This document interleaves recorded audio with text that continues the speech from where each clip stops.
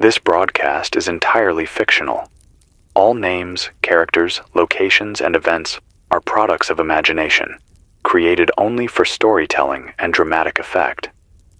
Any similarities to real people, places, or situations are purely coincidental. The content is not meant to harm, insult, or single out any person, group, community, or belief. Listener discretion is advised. Comment below with what time it is, for you and where you are listening from. My name doesn't really matter anymore. Maybe it never did. What matters is that you're hearing this, that something inside the wires still carries a voice through the dark. You're tuned to what's left of the radio, broadcasting from a place that barely stands in a world that barely moves. I don't know how far this signal reaches. I don't know who's out there. But if you're listening, then we're not completely alone. Not yet. It's 2:11 in the morning. Temperature's still holding steady at 107 degrees Fahrenheit. No wind.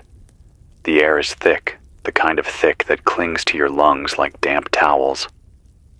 I cracked the studio window an hour ago. Just needed to hear something. Anything. But it's quiet out there. Too quiet. No crickets, no cars. Just heat pressing in from every side. I'm broadcasting from a backup diesel generator rigged to a couple of solar batteries we salvaged from a trailer park up on Mulberry Ridge. Got lucky. They weren't melted through yet. I've got enough power to keep this going a while longer. Long enough to talk. Long enough to remember what the world sounded like before the sky fell. They're calling it the Augustine event now. I heard that name whispered on a shortwave band 2 nights ago, just before the signal dropped for good. Augustine. A mountain that had been sleeping for over 100 years. People used to hike it, pose on its rim, take pictures and smile like it wasn't just a loaded gun pointed at the sky.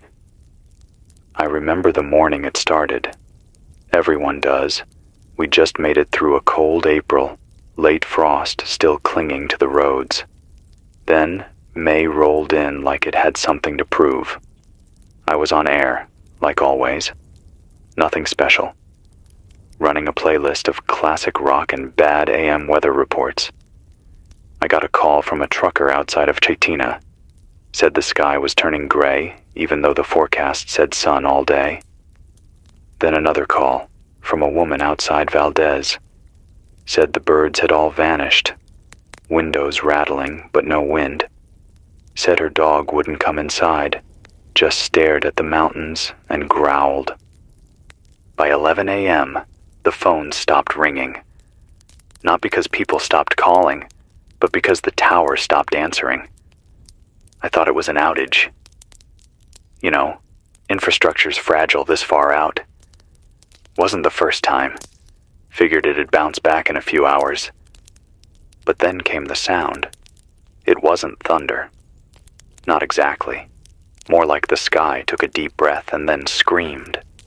Windows shook in their frames. Water in glasses rippled. Dogs went nuts. You didn't have to see the mountain to know something was wrong. You felt it, deep in your chest, like your ribs were tuning forks. I ran outside. The sky was the wrong color. Not dark like a storm, but this bruised orange, thick and rolling. Ash started falling around noon. Not flakes, clumps, hot enough to burn holes through car hoods. A guy I knew, Brian, lived 2 blocks from here, tried to drive out. Engine choked before he hit the highway.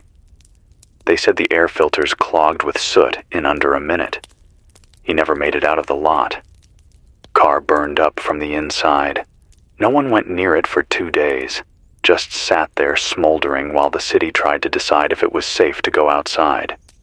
We were told this kind of thing couldn't happen anymore. That we had satellites, early warnings, systems. but Augustine didn't erupt like they thought it would.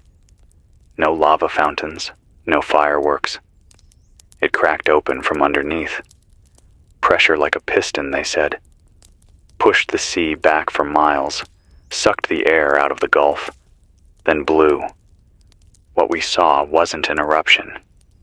It was an exhale, a full-body scream from the planet itself. The city didn't know what to do. Anchorage tried to activate the emergency response network, but the servers went down within an hour. Overload or sabotage? No one's sure. Radio stations started dropping, one by one. First the big corporate ones, then the locals. I held on as long as I could. We went to generator backup before the main grid failed. Even now, we only get about 6 hours of sunlight strong enough to charge the panels. I think of that first night a lot. People wandered the streets like they were sleepwalking, phones held high, looking for signal.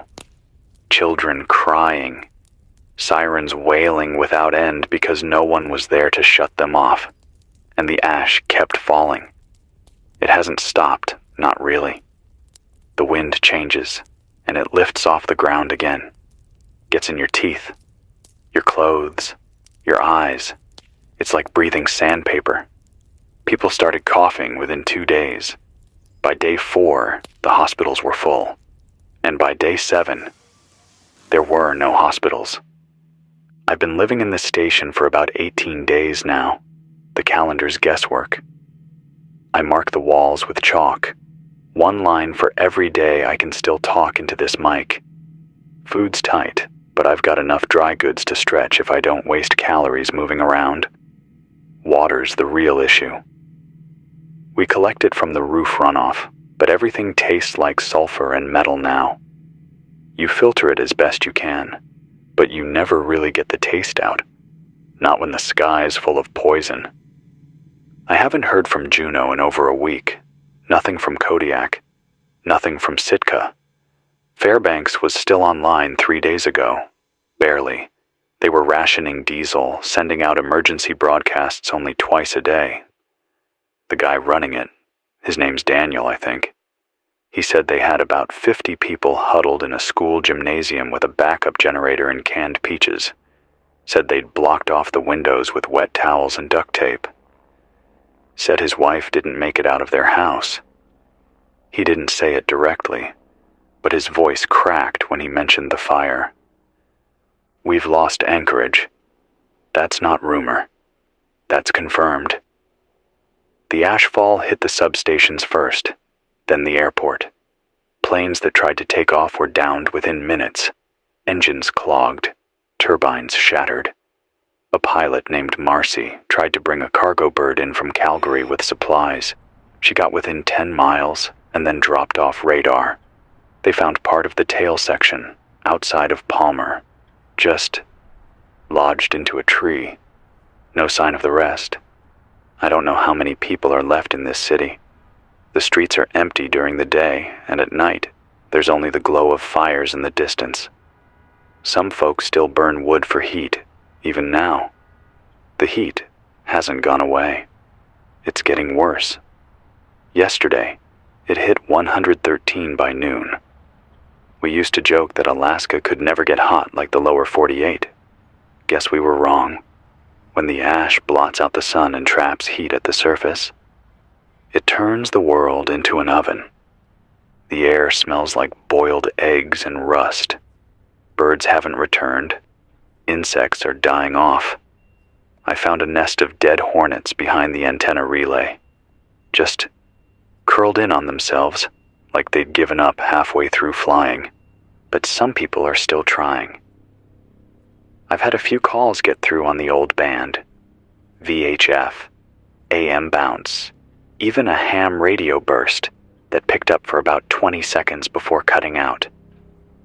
If you're out there, if you're one of the ones who sent a signal, know that I heard you, even for a moment, and I'll keep trying to reach you. I keep this channel open for survivors. I don't care if you're in Homer or halfway to the Yukon. If you've got a working transmitter, I'll hear you. Even if it's just static and breathing, I'll know someone's still alive. Let me tell you what I know. The eruption wasn't the end. It was the beginning of a pressure shift across the entire Pacific Shelf. Augustine triggered more than ash and heat. It started a chain of minor quakes that haven't stopped since. A geologist named Ellery, who used to work for the USGS, sent me an encrypted message a few days after the main blast. Said he'd seen early signs weeks before, but no one would listen. Said the tremors were behaving more like a controlled release, slow grinding across fault lines, not sudden breaks. He thought this might be tied to deeper mantle instability, something about shifting convection currents under the Aleutian Arc. Said if he was right, the land itself might keep fracturing until the water table collapses, until there's nothing left to hold the crust in place. I'm no scientist, but when I see trees cracking open along their trunks and hear water boiling out of manholes, I believe him. People ask why we weren't warned, why the satellites didn't scream louder. Truth is, they did. We just weren't listening. Budget cuts, false alarms, politics, reports buried. By the time the sirens sounded, we were already choking on the sky. You want to survive? Listen close. First, stay out of the open. The ashfall carries glass particles, microscopic. It'll rip your lungs up from the inside if you breathe too much of it without protection. Wet rags, old masks, anything's better than nothing. Duct tape your windows. Keep airflow low, stay cool, but don't use fans that draw in outside air. They'll just fill your house with dust. Water, you need it, but don't trust rainwater anymore. It's tainted. Runoff from roofs is full of chemicals and ash. Filter everything. Coffee filters, old t-shirts, sand and charcoal layers if you can build one. Boil everything twice as long as you think you need to. 3 times if you have fuel. Food's harder.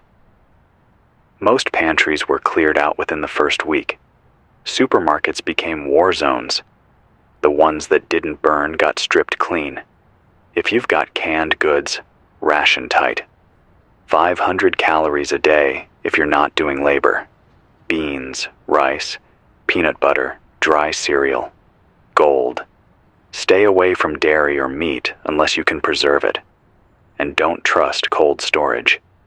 If it wasn't running on backup, it's spoiled by now. If you're still near coastal towns, avoid the waterline.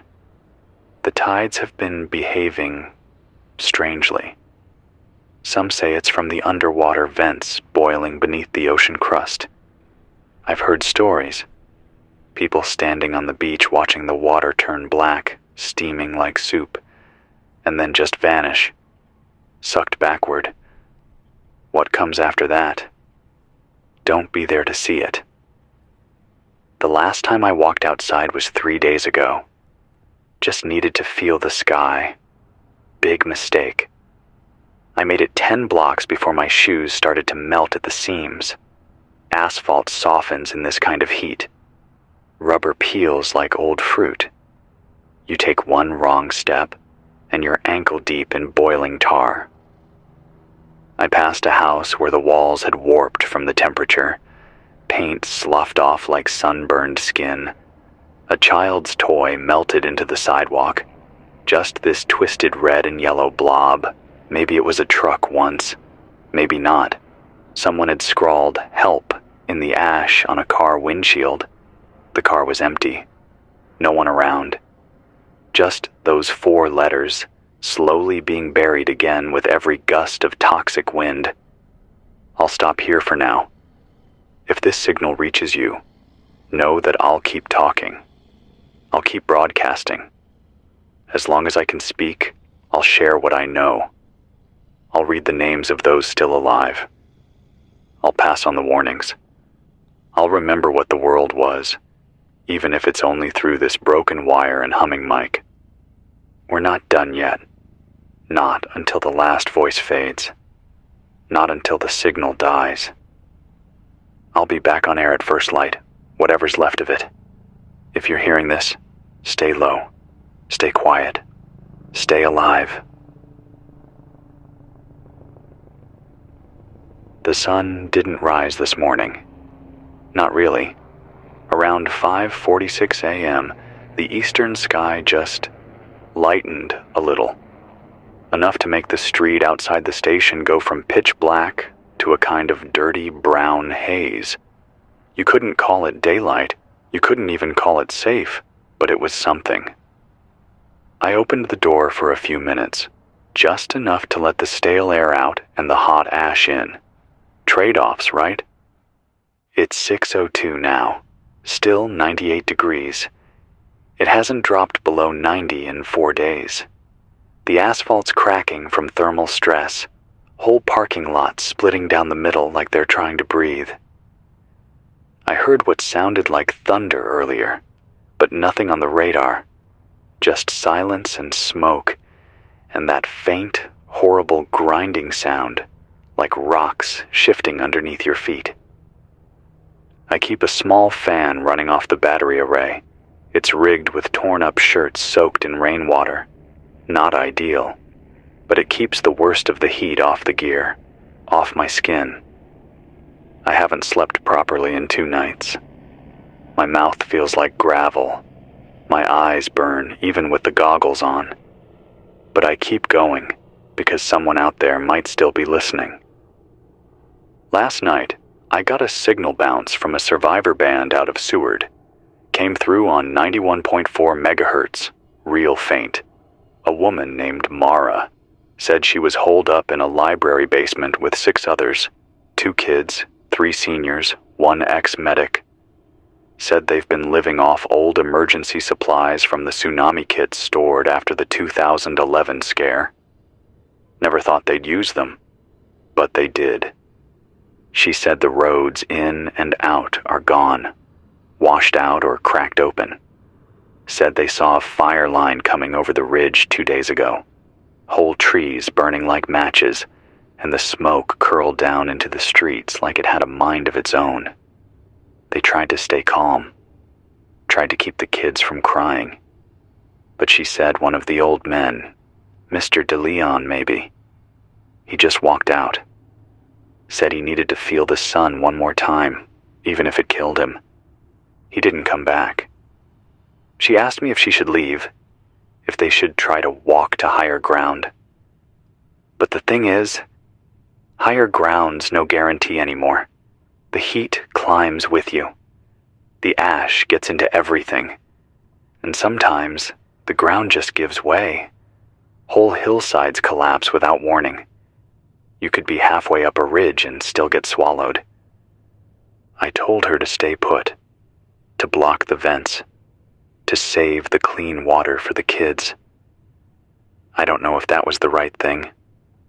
I just didn't want her walking into a firestorm. We lost communications with the Alaska Volcano Observatory last week.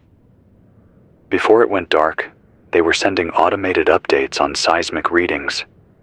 Said the caldera under Augustine was expanding faster than expected. Something about subsurface pressure pockets reorganizing. I'm not a volcanologist, but I know what it means when the land under your feet is pushing outward in all directions and nobody knows how far it'll go. One of their last reports mentioned a possible second vent forming to the south. If that happens, it won't just be ash, it'll be magma, and pyroclastic flows, and pressure waves that crush lungs before you even hear them coming. I haven't heard from them since. There's something else I need to say. I've been seeing lights in the sky, not stars. Those are gone, hidden behind the clouds of soot. No, these are different, pulsing, red and white, too slow to be satellites, too steady to be lightning. They show up just after midnight, hover over the hills, then vanish. I don't know if it's military. I don't know if it's rescue or surveillance or just a glitch in my eyes from staring at the signal screens too long. But they're out there. And they're watching. 2 days ago, I picked up a strange signal burst on an unused AM band, 630 kilohertz, just static at first, then a series of tones, then a voice, robotic, measured, like a weather alert, but wrong. It said, "Condition red, Cascadia excursion, phase 2 in effect. Expect loss of communication. Prioritize low elevation extraction sites. Non-compliant signals will be filtered." Then it cut. I tried to trace it, but it bounced off too many relays. Too many dead nodes. I played it back 6 times. Couldn't tell if it was real or just a leftover broadcast fragment from some dead relay tower buried in the ash. But the phrase that stuck with me? Cascadia excursion. That's not a phrase you hear on the news. That's something from inside. From science papers, military protocols, maybe even black site contingency planning. It means they knew this kind of thing was possible. Maybe not likely, but possible. And now we're living it. I don't know if you've ever seen someone go blind from ash. It doesn't happen all at once. It's slow, creeping. Starts with irritation, then redness. Then the eye swells shut. If the dust is glassy enough, and a lot of it is, it slices at the cornea. Some people used swimming goggles. Some used welding masks. If you've got anything like that, hold on to it. It's worth more than gold right now. A woman named Rhea called in from Kenai. Said she'd been caring for her sister who had asthma. They thought they could shelter in place. They had food. They had water.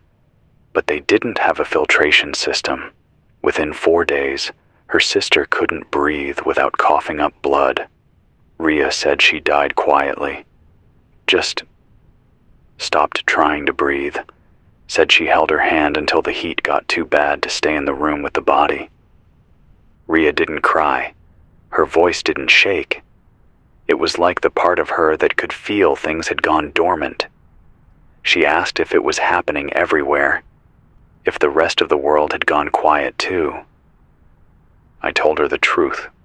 I don't know. That's the part that kills you slowly. The not knowing.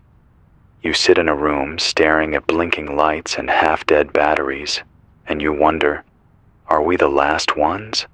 Are we just ghosts bouncing through broken wires, talking to nobody? The station's old backup antenna, one of the long-wave units, still works. Barely. Sometimes I use it to send out signal bursts in Morse. Just pings. Long, short, long. Anyone listening could hear it and reply. But no one has yet. The air smells different today. Less sulfur, more like metal, like iron and ozone. That usually means another storm is coming, but not a storm like we used to know. These ones don't bring rain. They bring lightning with no thunder. Wind that doesn't cool anything, just moves the heat around like a convection oven.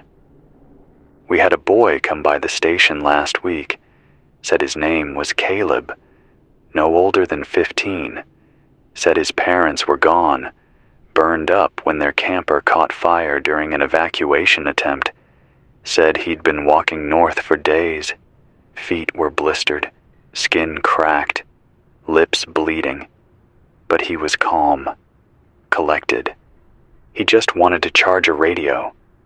I gave him food, water, let him sleep on the floor. We talked for hours. He said he didn't trust the military convoys. Said he saw one in Homer, and it was just a line of trucks covered in tarp, engines running, but no one getting out.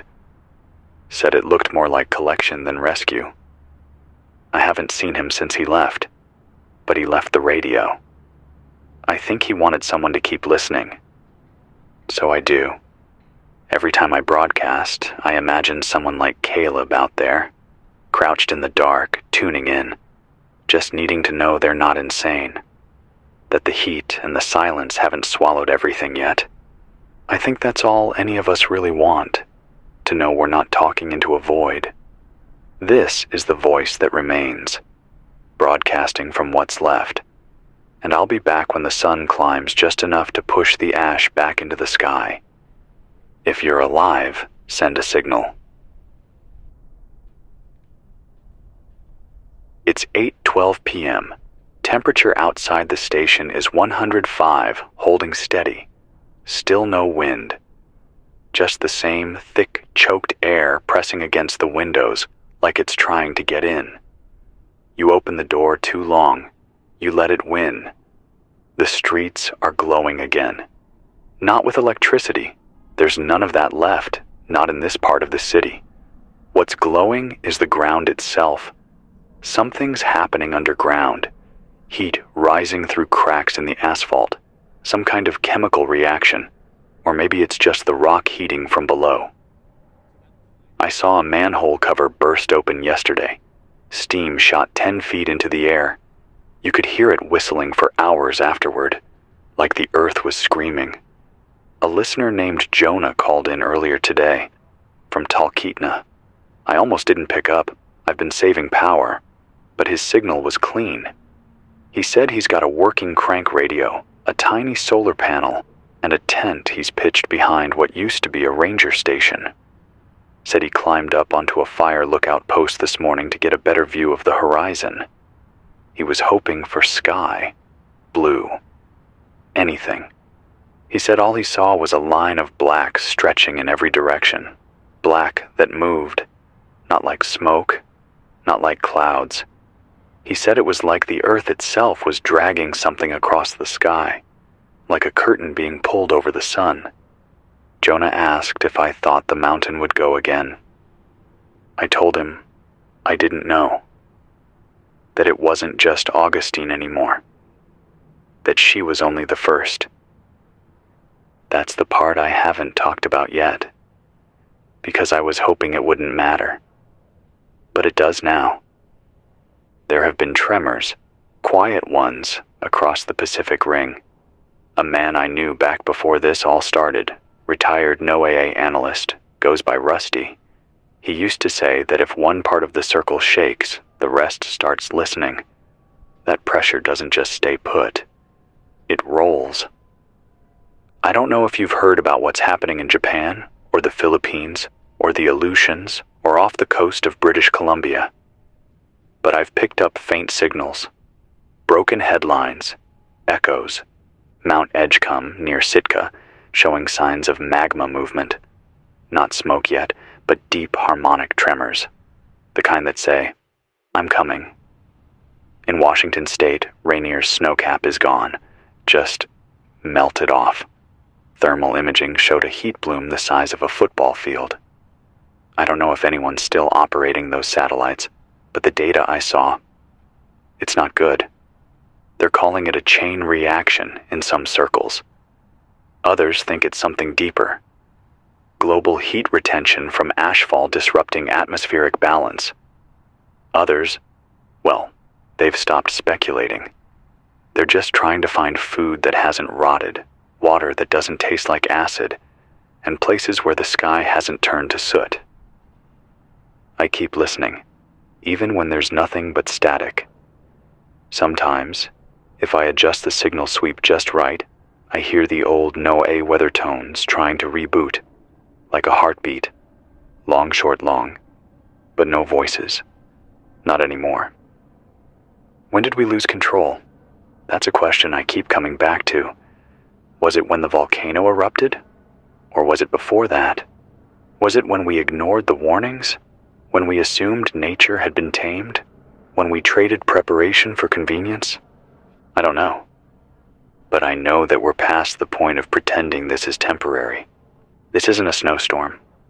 This isn't a hurricane or a blackout or a gas shortage.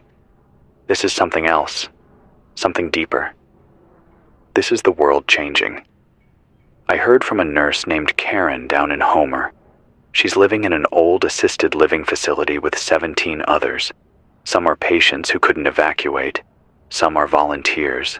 They've sealed the lower windows with mattress pads, taped the vents shut.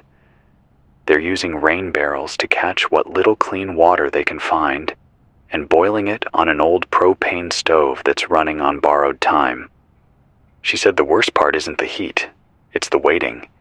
She said they lost a resident this morning, Mr. Ayers, 89, breathing problems. She said he spent his last hours staring at the wall, repeating the same phrase over and over again. It was quiet.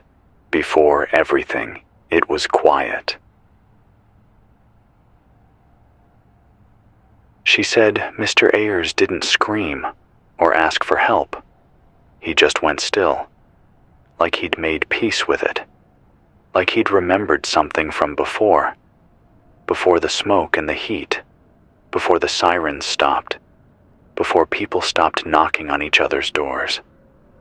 She said she wrapped him in sheets and placed his body in the stairwell, coolest place left in the building.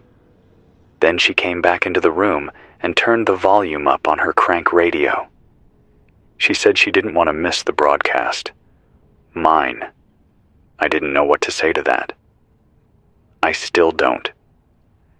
There's something about hearing your own voice reflected back at you by someone trying to hold their world together.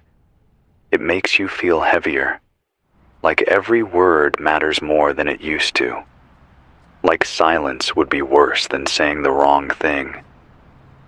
I've been thinking a lot about silence lately, about how loud it is when there's nothing left to break it.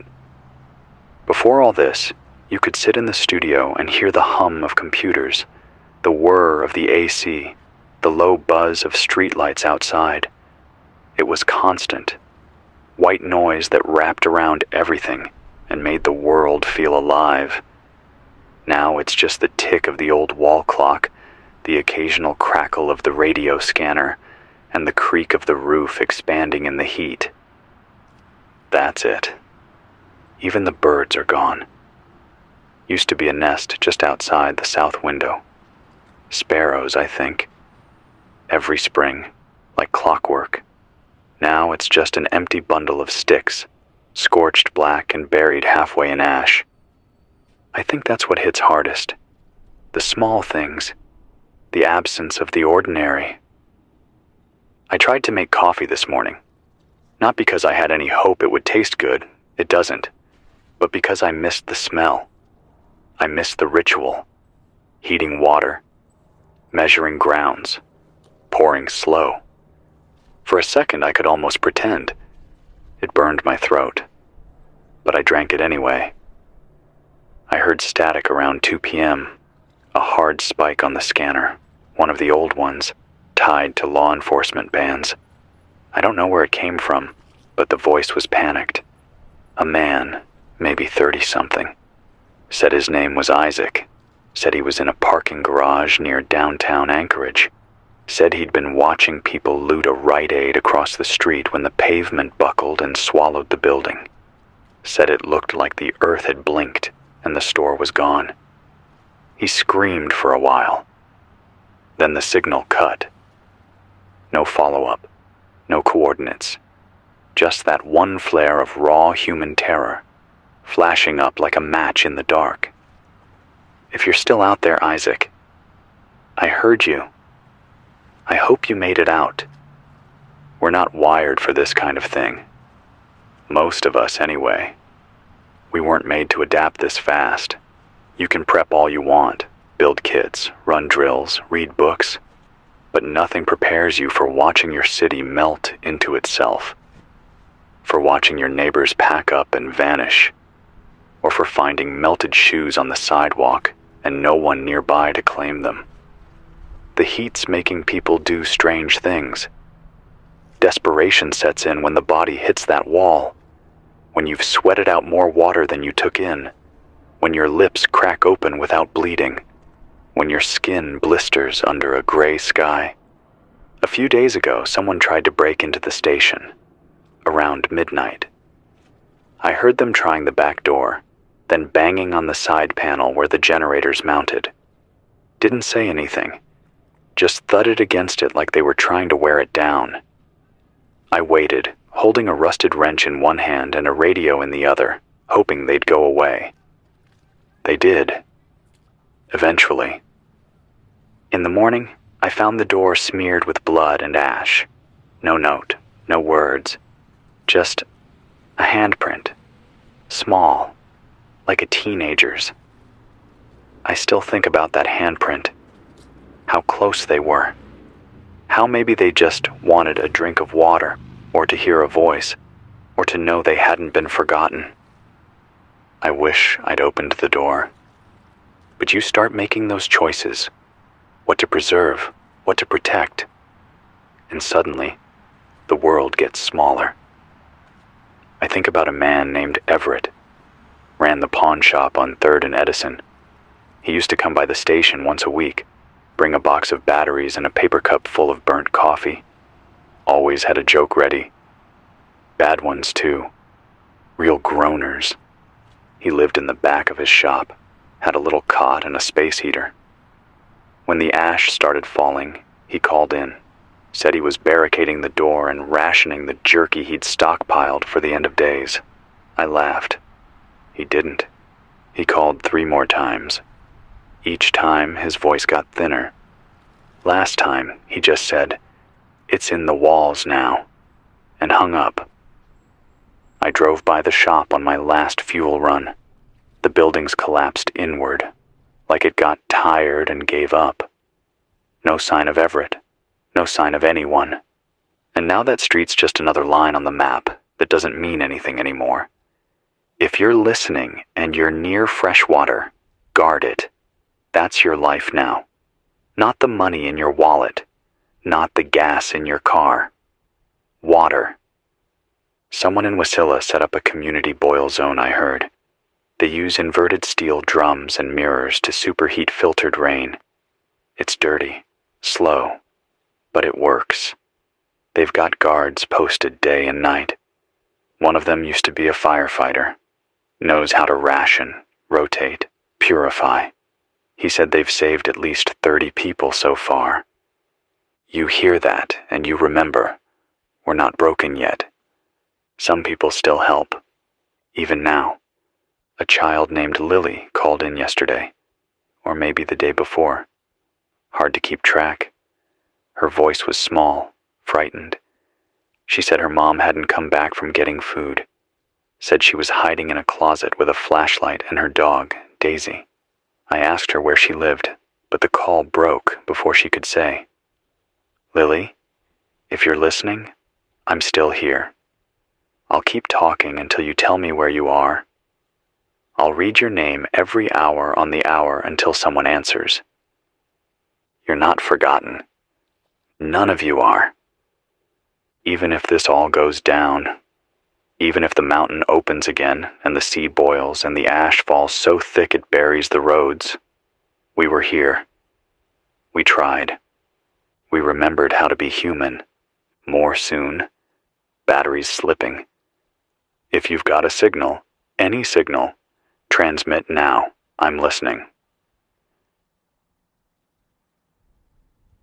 It's just past midnight now. No stars, no moon. Just the soft red glow of the ash reflecting off itself. Feels like the world is lit by the inside of a furnace. The fans out, generators cycling. I've switched to battery draw until the sun, or whatever we're calling that dim light behind the smoke, shows up long enough to give us a charge. There's a crack in the south wall. Just above the filing cabinet. I can see light through it sometimes. Not daylight. Orange, pulsing light. Like something's burning slowly on the horizon and never stops. I've been watching that glow for hours now. It doesn't flicker. Doesn't move. It just pulses. Like it's breathing. I had another signal come through a little before sunset. Barely more than static, but enough. I picked up a series of clicks, like someone trying to tap Morse code through a broken speaker. Then a voice. Just one word. Juno. That was it. Then silence again. If that's true, if someone's alive down there, then we've got a pocket left. A fragment. Maybe a group holed up in the basement of the Capitol or deep under one of the museums. There's tunnels beneath some of those buildings. Cold War stuff. Maybe they still work. I tried replying. No bounce yet. But I'll keep scanning. If you're the one who called in, I heard you. I'm still listening. Sometimes I think about leaving, about grabbing what I can, loading up what little fuel I've got, and driving until the road gives out. Just keep going north, away from the mountain, away from the heat. But then what? There's no plan, no safe zone, no map left that makes sense. The last time I tried to leave the city was 8 days ago. I got 10 miles out before the bridge collapsed. I saw the supports buckle like they were made of straw.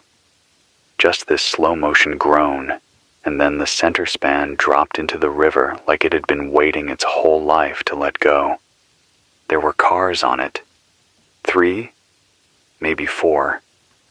One of them still had its headlights on when it hit the water. That's why I came back. Not because I gave up, but because the road didn't go anywhere anymore. Because even if I made it to the next town, the same sky would be waiting for me. Same heat, same silence. This station isn't much. The walls leak heat. The batteries whine when the voltage dips. But it's home now. It's what's left. There's an old Polaroid tacked to the corkboard behind me. Been there for years. Shows the original studio crew. Back when there was a morning shift, a sports hour, a call-in line that didn't sound like it was dragging its feet through gravel. I don't know any of their names. Just smiles, arms around each other, paper cups and wired headphones. The world felt different then. You can see it in their eyes, like they thought nothing could break this place. Like time would just keep rolling forward without interruption. They didn't know what was coming. None of us did. But maybe we should have. I had an old teacher once, 7th grade, Mr. Harris. He used to say, civilization isn't built on steel or glass. It's built on agreements, and if enough people stop agreeing, it stops working. We stopped agreeing, stopped listening to the warnings, stopped fixing the cracks, stopped looking at maps with an eye for where the weak spots were. And now, the cracks are everywhere. I got a call earlier from a man named Leon. Said he used to work at a shipping yard down in Whittier. Said after the eruption, the bay changed. Said the tides came in too fast, then vanished. Said whole ships were lifted and set down again on land, like someone playing with toys in a bathtub. He's living in the engine room of an old trawler now. The hull's half buried in ash, but the insulation's thick, keeps the heat out, mostly. He said the fish are gone, not just dead, gone, vanished. He dropped a line for hours and caught nothing but a single piece of kelp, covered in soot. Said it smelled like sulfur and grease. He's alone. Said the rest of his crew tried to head east, toward Canada. He hasn't heard from them since. I asked him why he stayed. He said he wanted to see how it ends.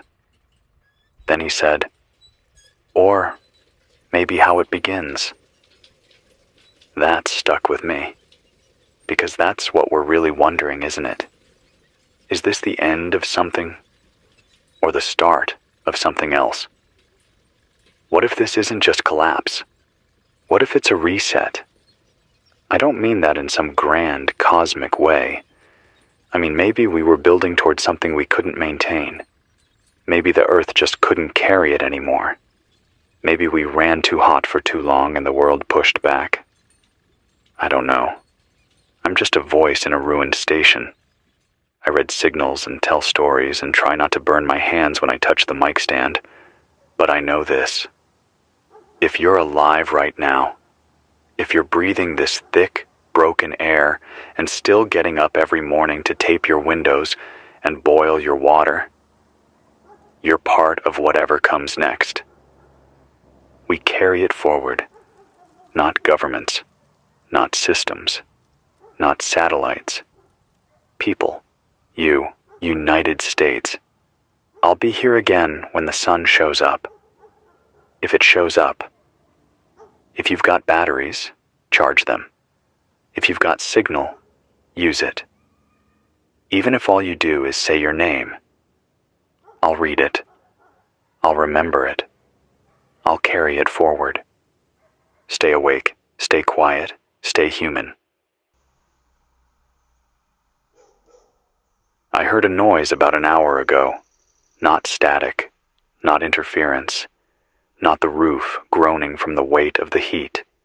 It was closer, sharp, deliberate, like someone tapping metal against metal 3 times, and then silence.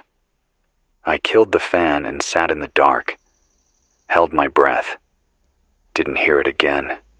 There's no one outside, at least not anymore, not since the dogs vanished. Not since the glass started sweating and the trees twisted in on themselves like they were trying to hide.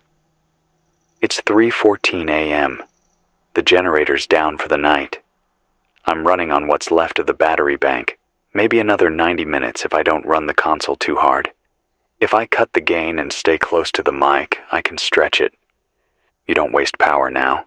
You don't waste anything. Every decision is measured in minutes and millivolts. The last packet I intercepted came from a low-band station outside Sitka. Encrypted, but not military.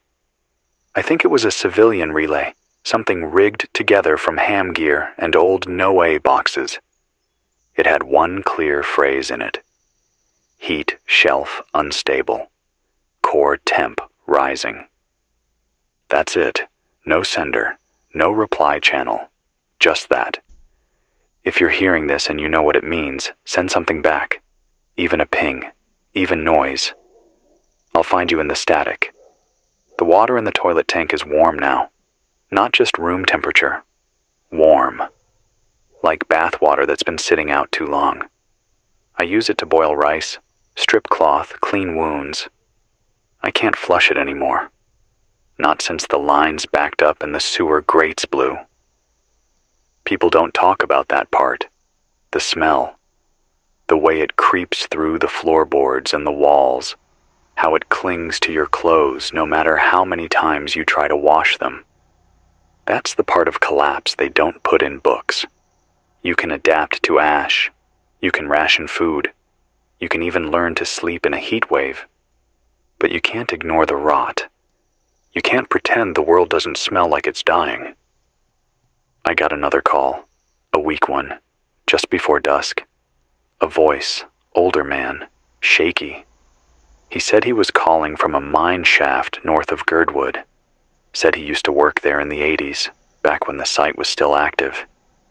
Said he went back there because it was the only place deep enough to feel cold. He brought a crank light, a radio, 3 gallons of water, and some hunting jerky. He didn't say his name. Just said he was sorry. Over and over. Sorry for not leaving when his wife begged him to. Sorry for thinking the mountain was just making noise. Sorry for laughing when the first evacuation text came through. He said he wanted someone to hear it. That's all. Just hear it. Then he hung up. And I sat here for a long time, just listening to the silence after. We're not designed to grieve this much. That's something I've realized. Our hearts can only hold so much before they start to crack around the edges. You hold onto voices, glances, the shape of someone's hands, the sound of their boots coming down a hallway. Even that, just footsteps, can become sacred when it's gone. There used to be a woman who ran the cafe across the street from this station. Nora. Always wore a red scarf, no matter the weather. She made the worst coffee I've ever had, and I drank it anyway, because she told stories while she poured. about her time in the Coast Guard, about her dog, Deke, about a boy she once met on a ferry and never saw again. After the sky turned orange, I didn't see her again. But I found the scarf, caught on a piece of rebar next to the collapsed awning. I took it. I keep it wrapped around the base of the microphone. Not because it means anything big, just because it reminds me that people were here, that they lived, ate bad coffee, laughed about ferry rides. That's worth remembering. That's what this broadcast is for. Not for panic, not for false hope, but for remembering. I talked to a woman today, Erin, out in Glenallen. She's been walking for 5 days with her brother. Said their truck gave out just past Paxson when the radiator exploded. They've been rationing what little food they have and moving at night to avoid the heat. She said something strange. Said they passed through an old rest area and saw a group camped around what looked like a satellite dish rigged to a wind turbine. Said it was lit from within. No flames. Just this cool blue light. And people inside, talking, calm. She called out to them, but no one answered. Just turned their heads, stared. Her brother wanted to go closer. She said no. They kept walking. I don't know what that was. If you're out there and part of that group, if you've got working equipment, if you've found a way to keep the lights cool and the air clean, contact me. Even if you don't want to talk, just let me know you exist. We need each other. Even now, especially now. I think the biggest lie we ever told ourselves was that independence meant isolation, that we could go it alone, live in glass boxes, build our own bunkers, keep our own secrets. But the truth is, we're only strong in connection. That's what the ash took from us first. Not the power grid, not the crops, not the roads. The connection, the knock on the door, the cup of sugar, the shared silence during a storm. So now I talk into a wire, hoping it finds someone. Hoping the noise breaks just long enough for a voice to break through. There's movement again outside. I'll check it in a moment. If it's someone, I'll let you know. If it's not, I'll still be here. I'll always be here. That movement outside? It wasn't what I thought. It was a bird. The first one I've seen in weeks. I don't know what kind. Black feathers, sharp wings. It didn't make a sound. Just circled the parking lot once, then vanished behind the ruined signal tower like it had somewhere better to be. I stood there for a long time, holding the doorknob, just watching the air settle where it had been. Funny how something so small can make you feel like maybe the planet's still trying, that not everything's dead yet, that maybe, just maybe, some things know how to survive in this. The ash is piling up again, drifted halfway across the main steps outside. I cleared them yesterday, but it's like sweeping snow with a broom made of paper. Every gust brings it back. I try to keep the door clear in case someone comes looking, in case they see the light from the backup battery and think, someone's still here. I leave the porch lamp on, even though it draws heat, even though I can barely see it from 5 feet away. It's not about what it does. It's about what it means. A light means the end hasn't won yet. A listener from Eagle River called in just before sunset, man named Joshua. He sounded rough, voice dry, breath short. Said he and his wife were living in the basement of an old veterinary clinic. Cement walls, no windows. Cool enough to stay conscious during the worst of the heat spikes.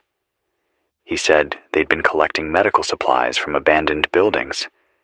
Saline, antiseptics, syringes. Not for themselves, at least not yet. For others. Said he'd treated 5 people in the past week.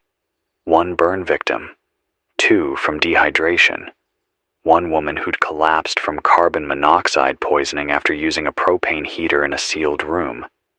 The 5th one didn't make it. Teenager. Heat stroke.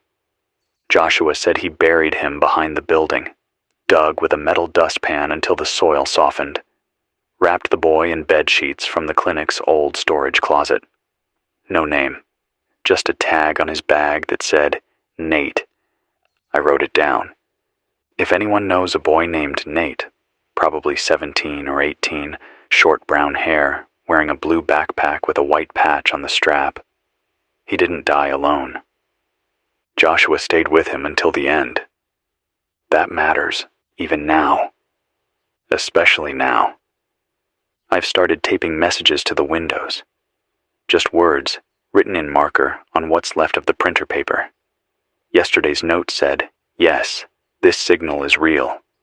Today's says, come in if you're hurt. I don't know if anyone's seen them, but if they do, I want them to know this isn't just a recording. It's not a loop. It's me, still breathing, still watching the temperature gauge climb like a slow, steady elevator toward the end of the world. It's 4:42 a.m. now. Temperature inside 94, outside 112. Humidity? I stopped tracking that. Doesn't matter when everything feels like soup. The smell's worse today. Sweet and wrong. Something in the vents died. I can't reach it. It's too deep. Probably a rat. Maybe a bird that flew in when the roof cracked open. I burned some old coffee grounds in a tin can to mask it, but the stink's in the walls now. Nothing smells right anymore. Nothing feels clean. I ran out of wet wipes 2 days ago. Water's too precious to waste on bathing. So I stink. My skin itches. My scalp burns under the cloth I've been wrapping around it, and I'm still better off than most. I remember a time when a bad shower was enough to ruin a day. Now I count it a blessing if the ash doesn't stick to my tongue when I sleep. A woman named Rosa called in from somewhere near Palmer. Said she's been living in her greenhouse. Said the glass melted in one corner, but she patched it with thick plastic and duct tape. She's growing tomatoes. I didn't believe her at first, but then she described the way the stems have curled, how they turn yellow at the edges but keep reaching toward the filtered light. She waters them with cooled steam she collects from old kitchen pots, covers them at night to keep the soil from evaporating. She said they taste bitter, sour, but they're real. I asked her how she keeps the ash off them. She laughed, said she sings to them while she wipes each leaf with a damp rag. I don't know if it helps the plants, but it's helping her. She said singing reminds her she's still a person, that she can still make things grow. I hope she calls again. If you're out there, Rosa, keep singing. I've started writing things down again, in a notebook I found under the console. Half the pages are torn out, used as fuel, I guess. But what's left is mine now. I don't write facts. There's enough data bouncing around in my head. I write things I want to remember, things that matter. Yesterday I wrote, "The ash falls quieter than snow." Today I wrote, "A single tomato means we're not finished yet." These are the things that keep me going. Not news, not science, not maps with red zones and fault lines. Just moments, human ones. I can't sleep anymore. Not really, not deep. Every time I close my eyes, I see the mountain again. The way the sky peeled open. The way the sound came not like thunder, but like the end of silence. I remember grabbing the desk, thinking it was an earthquake. But it wasn't. It was pressure, rolling under the ground, under the sea, under the bones of the city. I don't think it's finished. Sometimes when everything else is quiet, I feel it again. Deep. Like something shifting. Turning. Getting ready. I don't want to say it out loud, but I think we're on borrowed time. So I use that time, I talk, I wait, I remember. I've started talking to the equipment, not like full conversations, just short things, like, "Don't you die on me," or, "You good today?" Maybe it's weird. Or maybe I'm just tired of being the only voice in the room. The receiver gave me a scare earlier. Power dipped hard when I was scanning the bands. Screen blinked out, fan slowed, whole rack let out a groan like metal surrendering under weight. I thought I'd lost it. Hit the side panel, said, "Not now, not today." And somehow, it came back. Weak, but alive, like it heard me. That's how fragile this has all become. One cable comes loose, one battery dies, one panel fries in the heat, and I'm gone. Not just quiet, gone, erased. And I wouldn't even know when it happened. I'd just be sitting here talking to dead wires, thinking someone was still out there. I wonder how many voices already slipped away like that. Earlier, I scanned the NOAA emergency bands again. Still mostly blank. But one station, WXK-82, out of Fairbanks, flashed for a moment. Didn't last long. The broadcast was clipped, garbled, probably damaged in transmission. But I caught a few words. Contingency site compromised. Convoy rerouted south. Population centers unsustainable. Repeat, fall back to secondary grid. That was all. No timestamp, no coordinates. Just panic in a government voice. If Fairbanks is compromised, that means the heat's spread, or the ash, or something worse. Maybe it's not just Augustine anymore. Maybe the shelf's cracking wider. I wouldn't be surprised. I read a message someone scrawled on a wall outside the gas station last week. "The sky is bleeding from underneath." I don't know what they meant, but I believe them. People have started writing more messages, actually. Not on phones, not on screens, but on walls, cars, windows, mailboxes, anything with space. I saw one on the back of a delivery truck. "Tell Lisa I tried." And another, "We waited. They never came." That's something you see more now. Resentment. Not rage, not screaming in the streets. Just that low, heavy betrayal. Like people expected someone, anyone, to show up. Planes, crews, even a voice on a loudspeaker. But no one did. Because there's no one left to come. The world didn't fall with a bang. It didn't scream. It just got too hot, too quiet. And then it stopped returning calls. A boy named Deshaun radioed in this morning, 12 years old. Said he was living in a church basement outside Seward with his grandfather. Said they sleep in shifts. One watches the battery level while the other rests. He asked me if there were still schools somewhere. He said he misses math. I almost cried. He's 12. The world's on fire, the sky is falling, the ocean's steaming off its edges, and this boy misses math. I told him I'd teach him, over the airwaves, tomorrow morning, same time. Deshaun, if you're listening, get your pencil ready. I'll make the questions real slow. And if you want, you can radio in the answers. Doesn't matter if you're right. It just matters that you still want to try. That you haven't let go of learning. That maybe, in some ash-choked basement, you're solving equations while your grandfather sleeps. That matters more than anything I've said in the last 20 days. I got a knock on the side door yesterday. First one in a while. It wasn't frantic, just soft. 3 times. I froze, waited. Nothing else came. After 20 minutes, I opened it. Nobody there.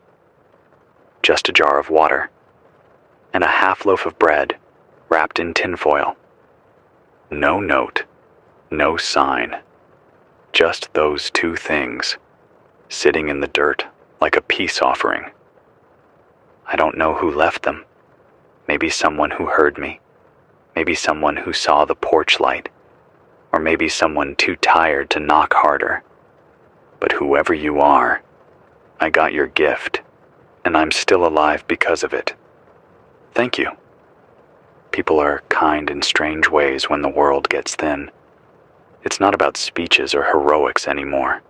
It's about water in a jar, bread wrapped in foil, a single tomato, a knock on a metal door. It's about holding the line, quietly. That's what this broadcast is now. Just one line, one fragile hum in the dark. But as long as you're hearing it, it means we're not done yet. I'll be back at sunrise, or whatever we call that moment now, when the black turns brown and the heat grows sharp again. Until then, listen for the sound, a real one, a voice that means the wires haven't all gone silent. Stay warm, stay alert, stay human. It's 2:06 p.m. now. Temperature outside is 118 degrees. Inside, I'm holding at 101. That's with the blankets taped over the windows, the foil shielding the western wall, and the fan running at half power. If I stand too fast, I get dizzy. If I speak for too long, my mouth cracks open at the corners.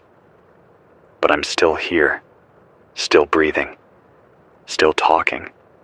I haven't heard from Deshawn today. Might be battery trouble, might be a delay, or it might be something else.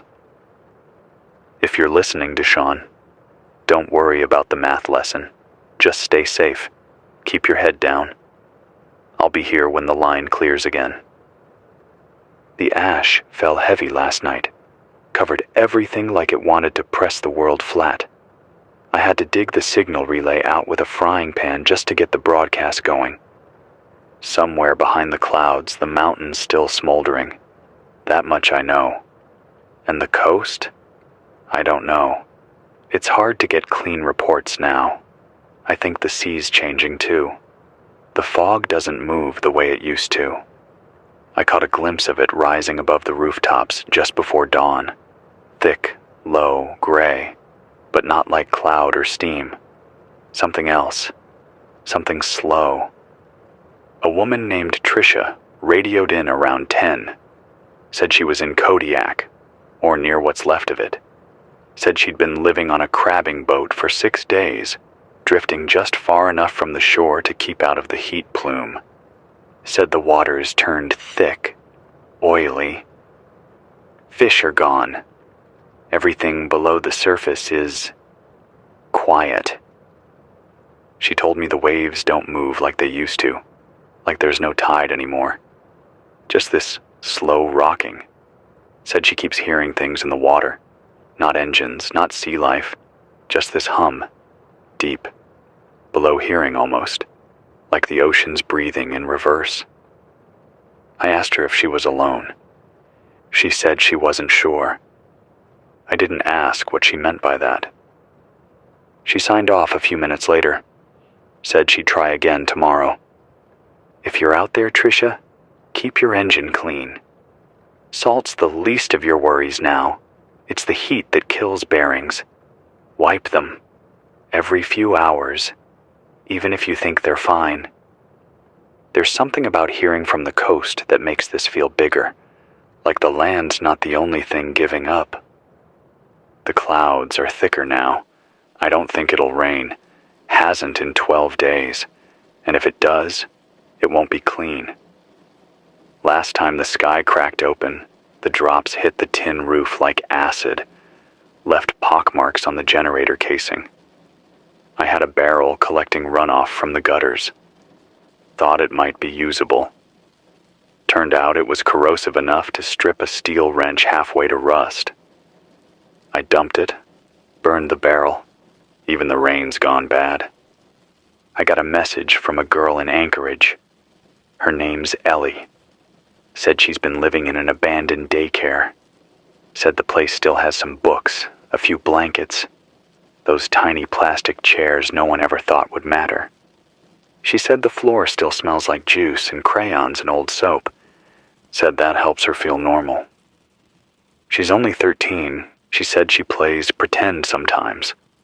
Pretends the power's still on, and her parents are just upstairs. Pretends she's waiting for school to start, and the sky's gray because it's fall, not because of volcanic ash. I asked her what she does for food. She said there's a vending machine she figured out how to crack open. Said she eats Pop-Tarts and trail mix and 1 bottle of water a day. I told her to ration, to eat in the dark, to tape the windows, to never answer the door unless she hears my voice on the other side. She said okay. Then she asked if the world was going to come back. Not in a bitter way, just soft, honest. I told her I didn't know. Then I said maybe. Because maybe matters to someone her age. Maybe is enough to get to tomorrow. She said she likes my voice. Said it sounds like the old world. I didn't know what to say to that. I just promised I'd be back on the air at the same time tomorrow. So Ellie, if you're listening, don't use all your water. If you have more tape, seal the crawl space vent. It's probably pulling in ash, even if you can't smell it. And when you hear thunder, don't get excited. It's not a storm. It's just the sky shifting. Don't open the door for that. Not anymore. There's been no new word from Juneau. No confirmation on the Sitka flare-up. No bounce backs from Fairbanks. I think the state's split now. Zones of survival separated by geography and silence. No planes, no drones, no pings. Just us. The ones with batteries and broken radios and enough tape to keep the heat out a few more hours. I wonder what the animals think, if any are left. If the deer have vanished into the hills. If the wolves have gone quiet. If the bears just laid down and never woke up. I found tracks yesterday. Something small. Could have been a fox. Could have been a dog. They crossed the ash behind the studio like a question mark with no answer. I followed them until they vanished near the old broadcast van. The van's still full of gear, but none of it works. Overheated, melted. One of the reels actually fused to the case. I left it. No sense dragging dead weight. But the tracks reminded me something else is still moving. Still trying. So I keep moving too. Keep trying. I'll be back at nightfall. If the batteries hold. If the fan doesn't burn out. If the ash doesn't bury the door. It's 11:03 p.m. Still no word from Ellie. Still no word from Deshawn. The fan's down. Not dead, just sputtering. I took it apart earlier, cleaned the blades, rewired the mount. The motor's overheating now, even on low. I rigged a mirror outside to angle what's left of the sun onto the panel bank during the day, but the ash dulls everything. You can stare straight at the sky and not blink. No real light anymore, just glow, just heat. I heard something new on the low band, voice patterns I didn't recognize. Fast, sharp, English mostly, but clipped.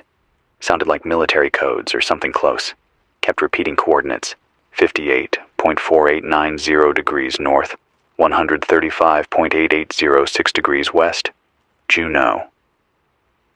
Then silence. Then the same numbers again, only this time spoken slower, clearer. I repeated them back. Got no reply. But that's the first sign in 4 days that anyone's alive down there. It means someone's broadcasting. It means someone has power. If you're hearing this, whoever you are, keep transmitting. I'll sync the relay at the top of the hour. If you've got weather data, ground level temperature readings, anything, send it. I'll read it. I'll share it. If you're not in Juno, don't go looking for it. Not yet. Not unless you're sure. These signals bounce. They lie. They promise things they can't deliver. And the last thing we need right now is more ghosts walking into the smoke because they mistook a ping for a rescue. We've lost too many already. I want to tell you about something that happened this morning. Might have been nothing, but I can't stop thinking about it. I stepped outside to dump the filter sludge. That's what I call it. What's left after you strain water through layers of cloth, ash, and activated charcoal. I dump it out near the back generator wall, where nothing grows and nothing smells worse. But this time, something was there. A bundle, wrapped in thermal fabric. No markings, no tag. I brought it inside, unwrapped it. Inside, one sealed pouch of IV fluid, 2 surgical masks, a half-used roll of medical tape, one handwritten note that simply said, "Use it before the power dies." No name, no signature. I don't know who left it, but if you're out there, I got your package. Thank you. It went into the emergency bin. I've been cataloging everything, dates, condition, storage spot. It's all in a little ledger that used to belong to the station manager. I found his name on the inside cover, R. Thomason. I never met him, but I use his name now when I sign off supply lists, because it feels better than using mine. Because sometimes a borrowed name gives you just enough distance to keep going. I think we're all doing that now. Borrowing names, borrowing hours, borrowing days from a world that already ended once and keeps pretending it hasn't noticed. The vents have started making noises again. Nothing mechanical. Not like fan whine or pressure creep. More like air moving wrong. Backward. In sudden gusts. Like the outside is trying to exhale through all the wrong openings. I sealed the basement. Haven't gone down in 2 weeks. It's too warm, and something down there smells like rust and salt water. Maybe I'm imagining it, but the silence feels heavier now.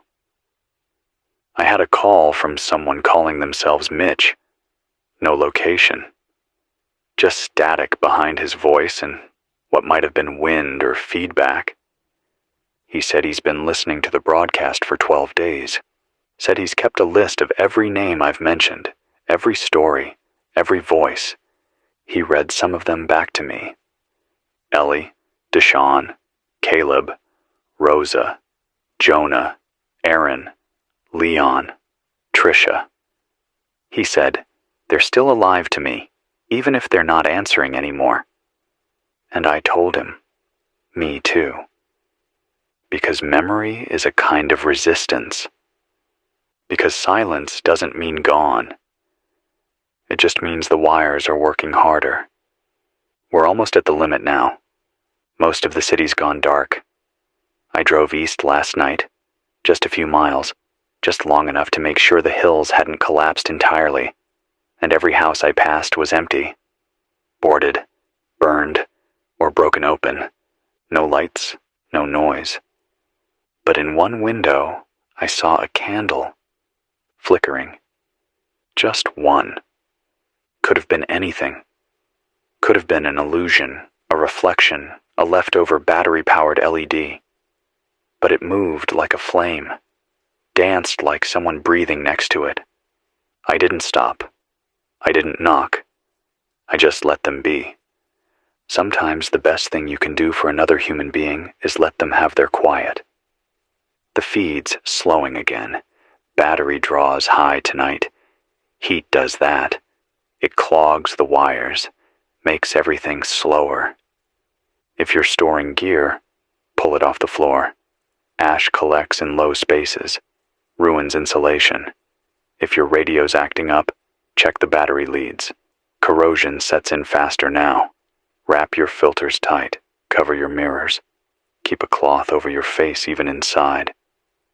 Just because you're not coughing yet doesn't mean the glass hasn't started cutting.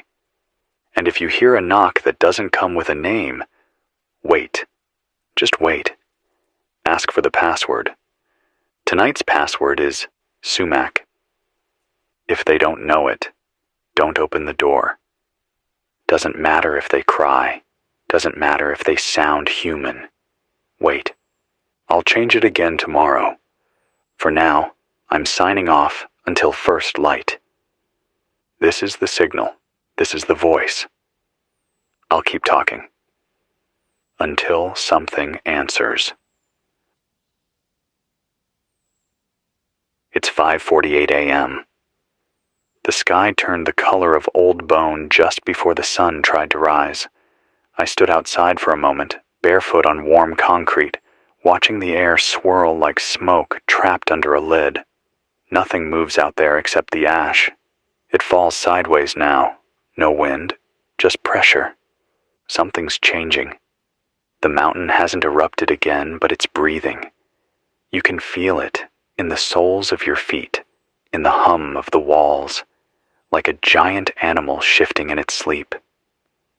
I woke to the console blinking red, battery down to 12%. That's as low as I've let it get. I rigged a mirror sheet to pull light toward the panels early. If that doesn't give us a bump by noon, I'll have to start powering down non-essentials.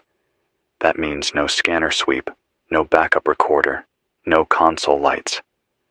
Just mic, signal, voice. It's all we need anyway. I've been rereading my notes, the names, the messages. I've filled both sides of 3 old broadcast logs. There's not much paper left, but I keep writing anyway. Small, tight lines. Pages filled edge to edge. The last thing I wrote before the pen gave out was, "Hold the line, not because we win, but because we remember." I think that's what this has all been about. Not survival, not escape, just memory. Just holding the shape of what was. I got a signal burst last night. One of the weird ones. Too clean, too smooth, like it was pre-recorded. It came through on 103.9 FM. Just a woman's voice. Soft, even. If you can hear this, you are not alone. You are within the radius. Reinforcement is not coming. Make peace with the moment. Stay underground if possible. Reduce heat output. Preserve water.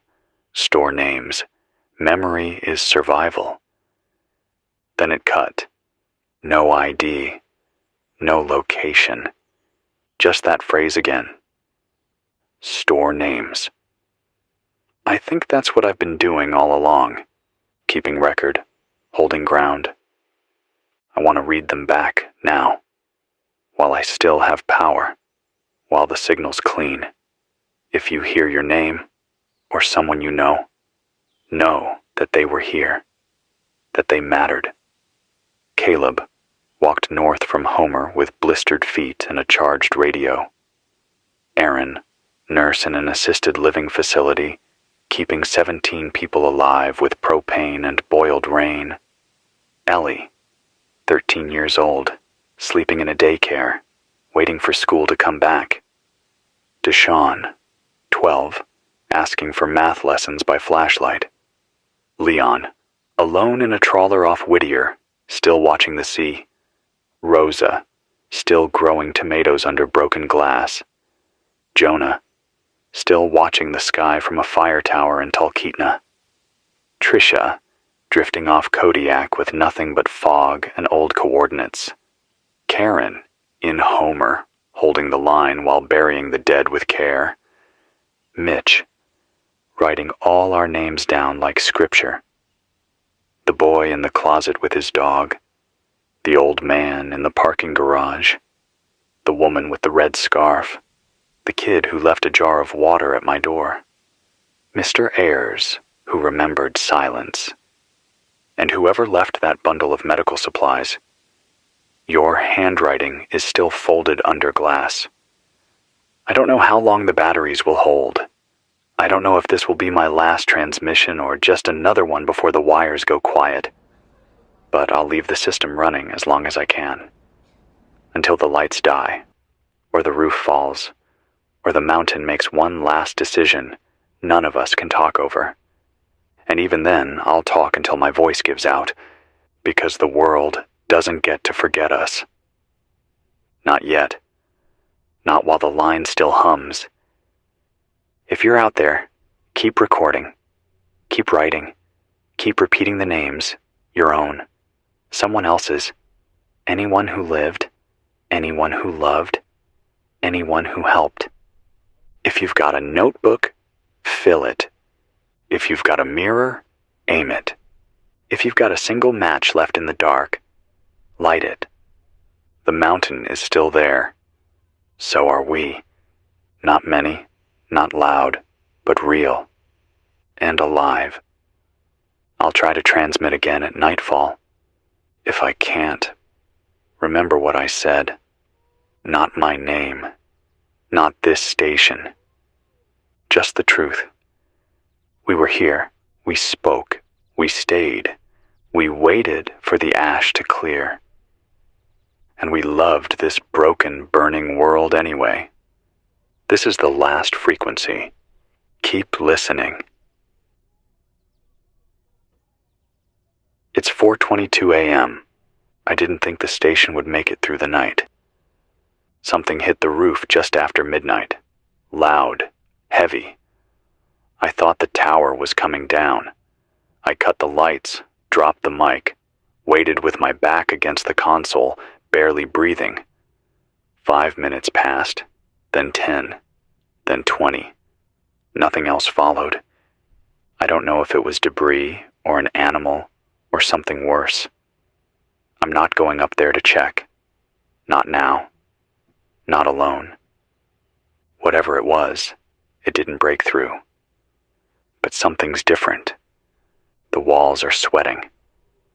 Not from heat, from moisture. Condensation started pooling under the shelves, dripping down the corners like the building's bleeding from the inside. I wiped one of the beams, tasted the water. It was clean. It shouldn't be. Not here. Not now. But it was. I set out a pot. It filled in 2 hours. That's the first real water I've seen fall in days. Weeks, maybe. I boiled it just to be safe. Let it cool. Tasted it again. Still clean. I don't know what it means. If it's the air shifting or if the mountain's done for now. But I have enough for one full rinse of the filters. That might buy me another week of breathing without tearing up every time the wind kicks up ash. I saved some in a bottle. Wrote the date on it. If this is the turning point, I want to remember what the first clean drop tasted like. I heard from a new voice tonight. Young. Maybe early 20s. Said his name was Luke. Said he's holed up inside a library in Kenai with 3 other people. 2 women and a man. One of them's sick. He didn't say with what, just that she's not waking up much anymore. He asked if I knew what temperature the human brain starts shutting down at. I didn't have the heart to answer. He already knew. They've blocked the windows. Duct-taped blankets across the vents. Pulled every working fan from the staff office and the break room and aimed them toward a mattress in the children's section where the sick woman sleeps. Luke said she worked there once. Ran the story hour. Always wore earrings shaped like books. Her name's Kathy. If anyone from Kenai is listening, if you know Kathy from the public library, she's still here, still breathing, and Luke's fighting to keep her that way. He asked me to say her name out loud, said maybe she's still hearing, said maybe the sound of her own name over the radio might bring her back. So I'll say it again. Kathy, you're not gone. You're just resting, and we're waiting. We're all waiting. I finally opened the box under the console, the one marked Emergency Broadcast Only. It's been sitting here since day one. I always figured I'd know when it was time. Inside, a flare gun, 2 thermal blankets, an analog frequency dialer, and a sealed envelope. I opened it. No instructions, no maps, just a card. On it, printed in faded blue ink. If you're reading this, the line is yours now. Use it well.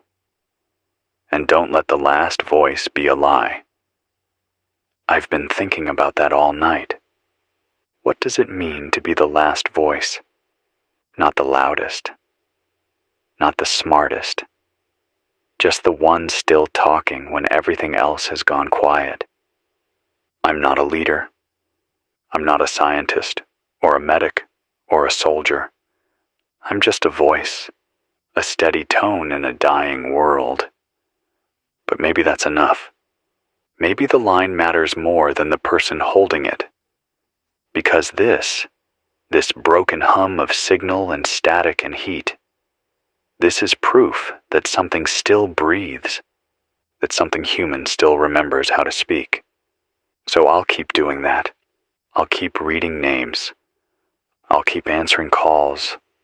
I'll keep saying Kathy's name into the dark, because Luke asked me to, and because she once read books to children who probably needed it more than anyone ever knew. Because memory is resistance, and connection is survival, and the wire's still hot. It's 2:09 p.m. Temperature outside 122 degrees, inside 106 degrees. The ceiling tiles have started to sag, water damage maybe, or heat stress. I keep hearing tiny creaks when the sun shifts, like the roof's stretching under its own weight. I've started sleeping in the hallway. Cooler there. Fewer sounds. I haven't seen a living thing in 3 days. No birds, no ash dogs, not even those strange black flies that used to collect near the condenser coils. Just stillness. Absolute, suffocating stillness. Like the air's given up moving. I tried to play a tape earlier. One of the old sign-on reels we used back before the collapse. Just static. The oxide coating must have peeled off in the heat. The voice was gone. Just hiss. It rattled me more than I want to admit. We always think our words will last longer than our bodies. They don't, unless someone keeps speaking them. At 8:40 this morning, I got a shortwave transmission from somewhere up north. Might have been Prudhoe. Might have been a mobile relay. Hard to tell through the distortion. Male voice, calm, said, Grid 8 compromised, Storage 3 secure. Repeat, 3 personnel remain. Passive systems intact. Confirm coastal collapse in 7 sectors. Radio protocol yellow. All outbound contact halted. Holding. I called back. No answer. Still, that's the most structured signal I've heard in nearly a week. Someone's following protocol. Someone's logging data. That means their system's still up. Barely, but up. I scribbled it all down in the logbook under today's date. Red ink. Can't afford to let information slip by. If you're hearing this, and you were that voice, repeat your location. Just once. I'll listen all night. A young man named Jared called in from Wasilla this afternoon. Said he's been hauling car batteries from a mechanic shop down the road into his cousin's basement, rigging them together with stripped copper and jump cables. He's running a fridge off them, just long enough to keep his nephew's insulin cool. Said he read online, before it all went dark, that temperature spikes ruin it. Even one bad day and the stuff turns useless. He keeps the basement at 76, sleeps upstairs with a soaked cloth over his face. His cousin lost a toe to infection last week, but they've got peroxide and duct tape and prayer. Jared said he doesn't believe in God anymore, but he prays anyway. Not for himself, just for the fridge to last. And the kid to wake up with his eyes clear. That's faith, I think. When you keep doing the thing even after the meaning falls away. When you fill the silence because not filling it feels worse. Jared, if you're hearing this, check the cables twice a day. The heat strips their insulation faster than you think, and if the acid starts leaking, don't touch it. Bury the cell, deep, wrap it in plastic, and dig at least 3 feet down. Even now, that stuff's poison. And thank you for holding the line for someone else, for keeping a kid's medicine cold in a world that's falling apart.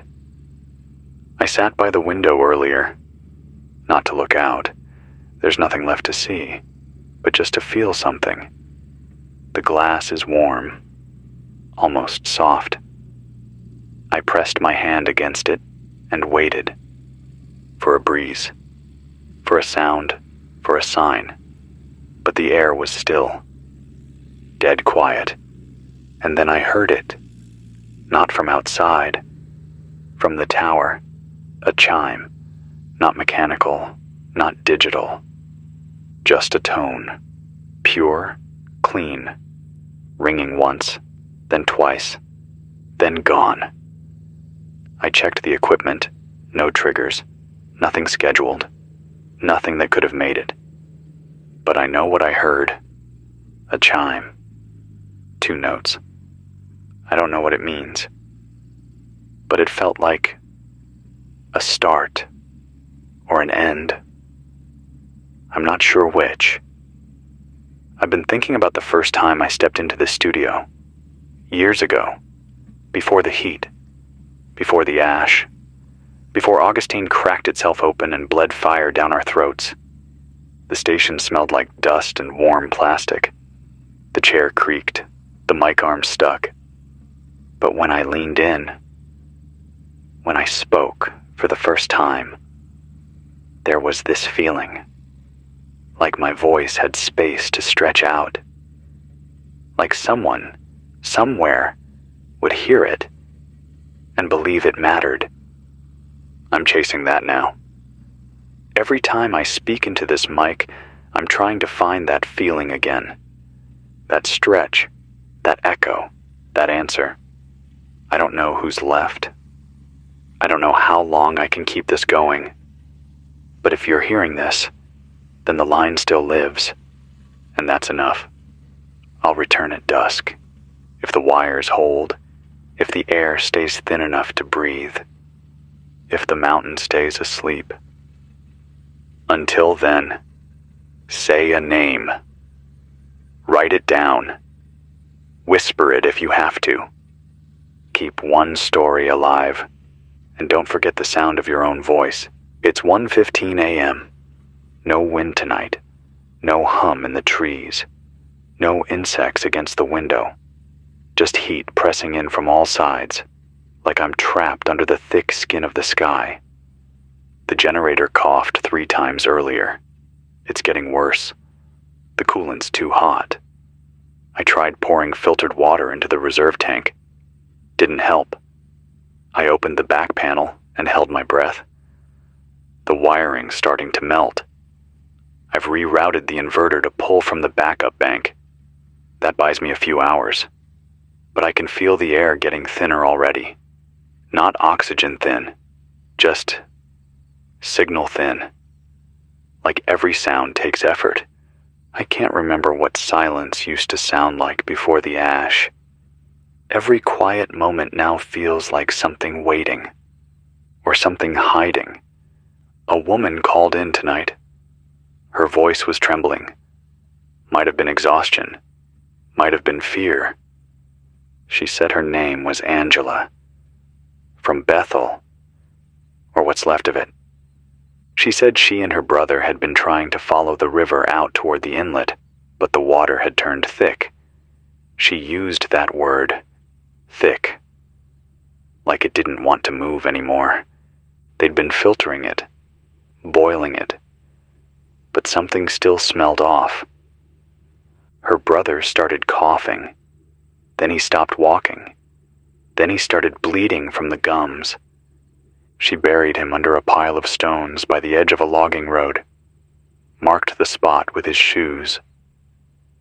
She said she didn't cry. She said she felt empty. I told her that wasn't weakness. That was shock and grief and a body trying to keep from breaking all at once. She asked me if it was okay to stop talking for a while. I told her yes. Then she signed off. I stayed quiet for 10 minutes, maybe longer, just letting her silence hold the space. Angela, if you're still listening, you did everything you could. The water was poisoned before it ever reached you. That wasn't your fault. That wasn't your brother's fault. That was the heat and the melt and the earth itself coming undone. You survived. That's enough. That's more than most. I found an old photo today, tucked behind the transmitter. It's cracked and faded, but you can still make out 3 people in it. 2 women, 1 man, all smiling, all standing in front of the broadcast tower on a clear day. No ash, no burn marks, just blue sky and wires humming overhead. Someone wrote on the back in blue ink, "First signal from the ridge, 1994. Everything is possible." That last line hit hard. Everything is possible. It used to mean hope. Now it just sounds like a warning, because the mountain wasn't supposed to blow. The grid wasn't supposed to fall. The water wasn't supposed to boil in rivers. And here we are. Everything is possible, even the things that end us. A few minutes ago, the lights flickered, then stayed dim. The inverter's struggling. I've already shut off the cooling fans, the interior sensors, the backup recorder. All I've got left now is this mic and the red light on the panel that tells me I'm still transmitting. If that light ever goes dark, I don't know what I'll do. Maybe I'll keep talking anyway. Maybe I'll pretend it still works. Because I can't stand the thought of the last thing I said being nothing. So here's something instead. Angela's brother was real. His name was Matthew. He loved fresh oranges, even though they were hard to find out there. He once tried to teach himself piano using only a book and a toy keyboard with 6 keys. He was 19. He mattered. Write it down if you can. Not for him, for you. Because the names we remember are how we push back against forgetting, against falling all the way into the dark. Another chime came through the relay. Same 2 tones. No variation, no voice. Just ding, ding, and silence. I tried triangulating the source, still inconclusive, but the pulse was stronger tonight, more centered. Either someone's getting closer, or something is. I don't know which is worse. I'll sign off soon, before the power dips again. But if you're hearing this, if you're still awake, still alive, say a name. Any name. Out loud. Let it echo off the walls. Let the silence hear you. Let this place remember we were here. It's 3:38 a.m. The static's louder tonight. I don't mean the signal, I mean the world. The sound of ash moving across plastic, the hum of metal expanding in the heat, the soft crackle of wires too tired to carry current. Every surface has a sound now, like the station itself is trying to breathe. I barely slept. Kept waking up thinking I'd heard someone knocking at the door. 3 short taps. Always 3. But when I sat up, the hallway was empty. Just the same soft drip of condensation leaking off the fuse box. Maybe I'm imagining it. Maybe not. I've kept the password system going, even though I haven't had a visitor in over a week. Tonight's password is black ribbon. If you knock, say it, out loud, then step back. If you hear knocking and no one speaks, don't answer. Don't move. Don't breathe too loud. Just wait. Most of them don't try more than once. I got a message earlier. Scratched into a piece of scrap metal, left in the mailbox near the perimeter gate. It just said, "Leave the antenna lit. She's coming." No name. No date. She? Who? I don't know what it means, but I left the antenna lit. And now I wait. A man named Hector called from Nome. Said he's been living inside a hollowed-out radio tower. Said the outer shell still blocks most of the heat. He's wired solar panels across the lattice and runs a hand crank every few hours just to keep the juice flowing. He said the sound of the tower creaking in the wind is the only thing that reminds him he's alive. He asked if I remembered what snow sounded like. I didn't answer right away. He said, "It used to fall so quiet it felt like time stopped." Then he started crying. Not loud, just soft, like he didn't mean to, like his throat wasn't ready. I stayed on the line with him until it passed. We didn't say anything else. Just let the static hold us up like scaffolding. There's something strange happening with the temperature sensors. They're not just high, they're inconsistent, spiking and dropping, sometimes 5 degrees in a minute. I thought it was a calibration issue, but the analog thermometer I keep by the vent confirmed it. Something's shifting out there. Maybe a pressure front. Maybe collapse under the ice shelf. Maybe the ground's starting to give. I don't know.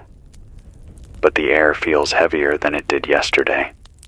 Not hotter, just thicker, like the ash is settling inside our lungs before we breathe. I keep a bandana soaked in boiled water next to the mic now. Wrap it around my mouth when the filter starts to fail. Tastes like burnt cotton and rust. Better than blood. Someone left a recording on my secondary channel. A kid, no older than 8, maybe 10. Didn't give a name. Just said, "Mom said not to talk too loud. The window's melted.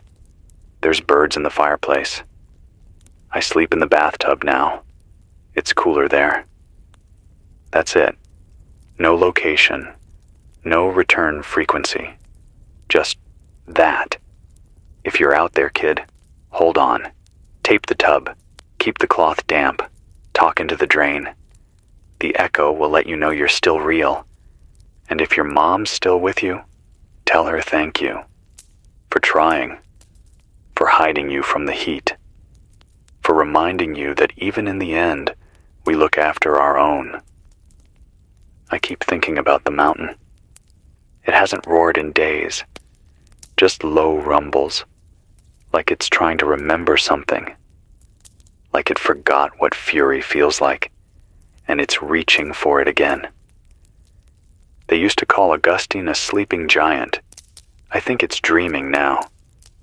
And dreams can be worse than waking. I should sign off. Let the power settle. Let the systems breathe. But I don't want to. Not yet. The light's still red. The line's still hot. So I'll say this, one more time. My name doesn't matter, but yours does. every one of you still breathing in this wreckage, your name is worth saying, even once, even alone, even into a radio that might not reach further than the next hill, because someday someone will hear it, and they'll remember that we were here, that we lit the antenna, that we waited for whoever she is. It's 6:11 p.m.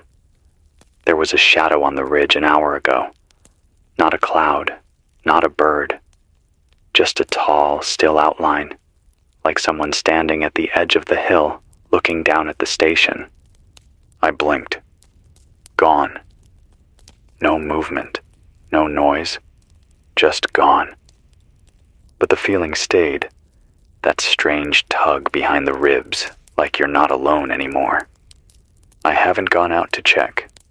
Won't. Not until after dark. Not until I can see shapes without the heat tricking my eyes. It's been 109 degrees for 4 hours straight. The paint on the west-facing wall has started to bubble. The adhesive on the signal map peeled away. I watched it droop like melted skin until the whole chart fell, curling on the floor. I haven't picked it up. It doesn't matter anymore. None of those places are listening. Not really. I used to keep a printed map of every town we could reach. Little pins in the corkboard behind the console. Yellow for callers, red for confirmed survivors, green for steady signals. The board's still there, but most of the pins have fallen out. A few got swallowed by the cracks forming under the broadcast desk. The wood is splitting, and I think the tower's leaning. I've heard 2 metal pings in the last 20 minutes, sharp, sudden, like bolts losing their grip in the heat. I'm not going up to check. I'll ride this signal as long as it holds. If the tower falls, I'll wire the line into the wall. If the wall gives, I'll shout. I heard from Erin again. You remember her? The nurse with the 17 patients. She's down to 6 now. She didn't cry this time. She didn't even sigh. She just listed the names. Told me who had held whose hand. Told me that Trudy, the one who hadn't walked in 3 months, started humming an old gospel song as she slipped away. Erin recorded it, played it for me over the line. It didn't sound like music. It sounded like remembering. Like someone wrapping up the last of their breath and sending it off with a shape. She asked if it was okay to keep their shoes. Said she wasn't collecting them out of sentiment. Said they make good insulation when stuffed with plastic bags. I told her yes. Keep them. Keep everything that keeps you warm. Even if it once belonged to the dead. That's what the dead would want, I think. To be useful one more time. She also said something strange. Said the walls of the care home had started sweating. Like mine.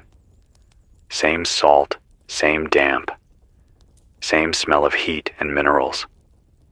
She thinks it's not the buildings. She thinks it's the ground. I asked her to explain. She said she doesn't think we're on land anymore. Not exactly. She said it feels like we're floating. Like the earth beneath her is getting softer. Like something underneath all of us is melting in ways we can't see. I told her I'd felt it too. The way my floorboards flex when I walk too hard. The way the dust doesn't settle anymore. It just hangs. We sat on the line together. Didn't say anything for a long while. Just breathing. Just letting our silence overlap. I think we're all waiting for the next break. But none of us want to be the one to name it. There's a child's drawing on the back of the weather logbook. I found it while flipping for clean pages. It shows a sun and a house and a black mountain. The sun is crossed out. The house has no windows. The mountain is leaking red lines that curl down like tentacles. It's signed in crayon, to Radio Man, from the school. There's no date. I didn't hang it, but I keep staring at it. Because some part of me thinks the kid who drew it already knew. Maybe before the ash. Maybe before we did. Maybe the children always know first. The ridge is quiet now. No shadow, no sound, no signal. But I feel watched. So I'll stay here, near the microphone, near the light. Tonight's password is marrow. Say it loud. Say it clear. And don't run. If you run, they follow. If you stay still, sometimes they leave. I'll be here, as long as the air holds, as long as the wires sing. I'm the last voice until something else decides it's time, and I'm not done talking yet.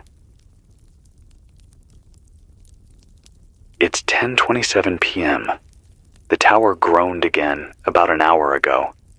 The metal joints make this kind of long, slow sound, like steel dragging across itself underwater. I don't think it's falling yet, but I think it's thinking about it. Everything's thinking about falling lately.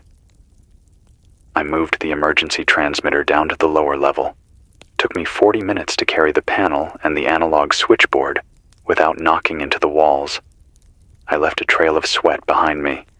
It dried in a matter of minutes. It's still 112 degrees outside, 96 in here, even with the fan running on low. I'm keeping the wires cool with damp strips of cloth wrapped around the solder points. It helps a little. Not much. If this keeps up, I'm going to have to start choosing what I lose. A man named Haroon called in tonight. Said he's in a storage locker just outside Palmer. He's got a chain padlock on the front and a vent fan running off a bike crank. He takes turns pedaling every hour with his wife and daughter. Said they take shifts. Said his daughter's legs are stronger than his now. She's 9. Haroon used to be an electrician. Said his hands shake too much now to work with small wires, but he can still teach. He's showing his daughter how to build a switchboard from scrap. She calls it the quiet puzzle. He laughed when he said it. It was a good laugh. Tired, but real. He asked if I had heard from anyone out of Anchorage lately. I told him no. He said he figured. He said he saw the cloud from 50 miles away. Said it wasn't just ash. Said it pulsed, like something breathing through smoke. I didn't ask what he meant. Didn't need to. We've all seen the things we don't say. Another shortwave signal came in from the far southeast band. Weak, choppy, but persistent. It repeated a sequence of letters and numbers I hadn't heard before. 3S4417. Clearance red. Programmatic breach confirmed. Halide leak escalating. Station Q dark. Station Q dark. Begin protocol descent. Then it went dead. I've checked every old manual in the cabinet. No mention of 3S4417. No station Q. No protocol descent. But I know what a halide leak is. That's refrigeration chemical. Dangerous stuff. When it burns off into the air, it poisons lungs. Eats filters.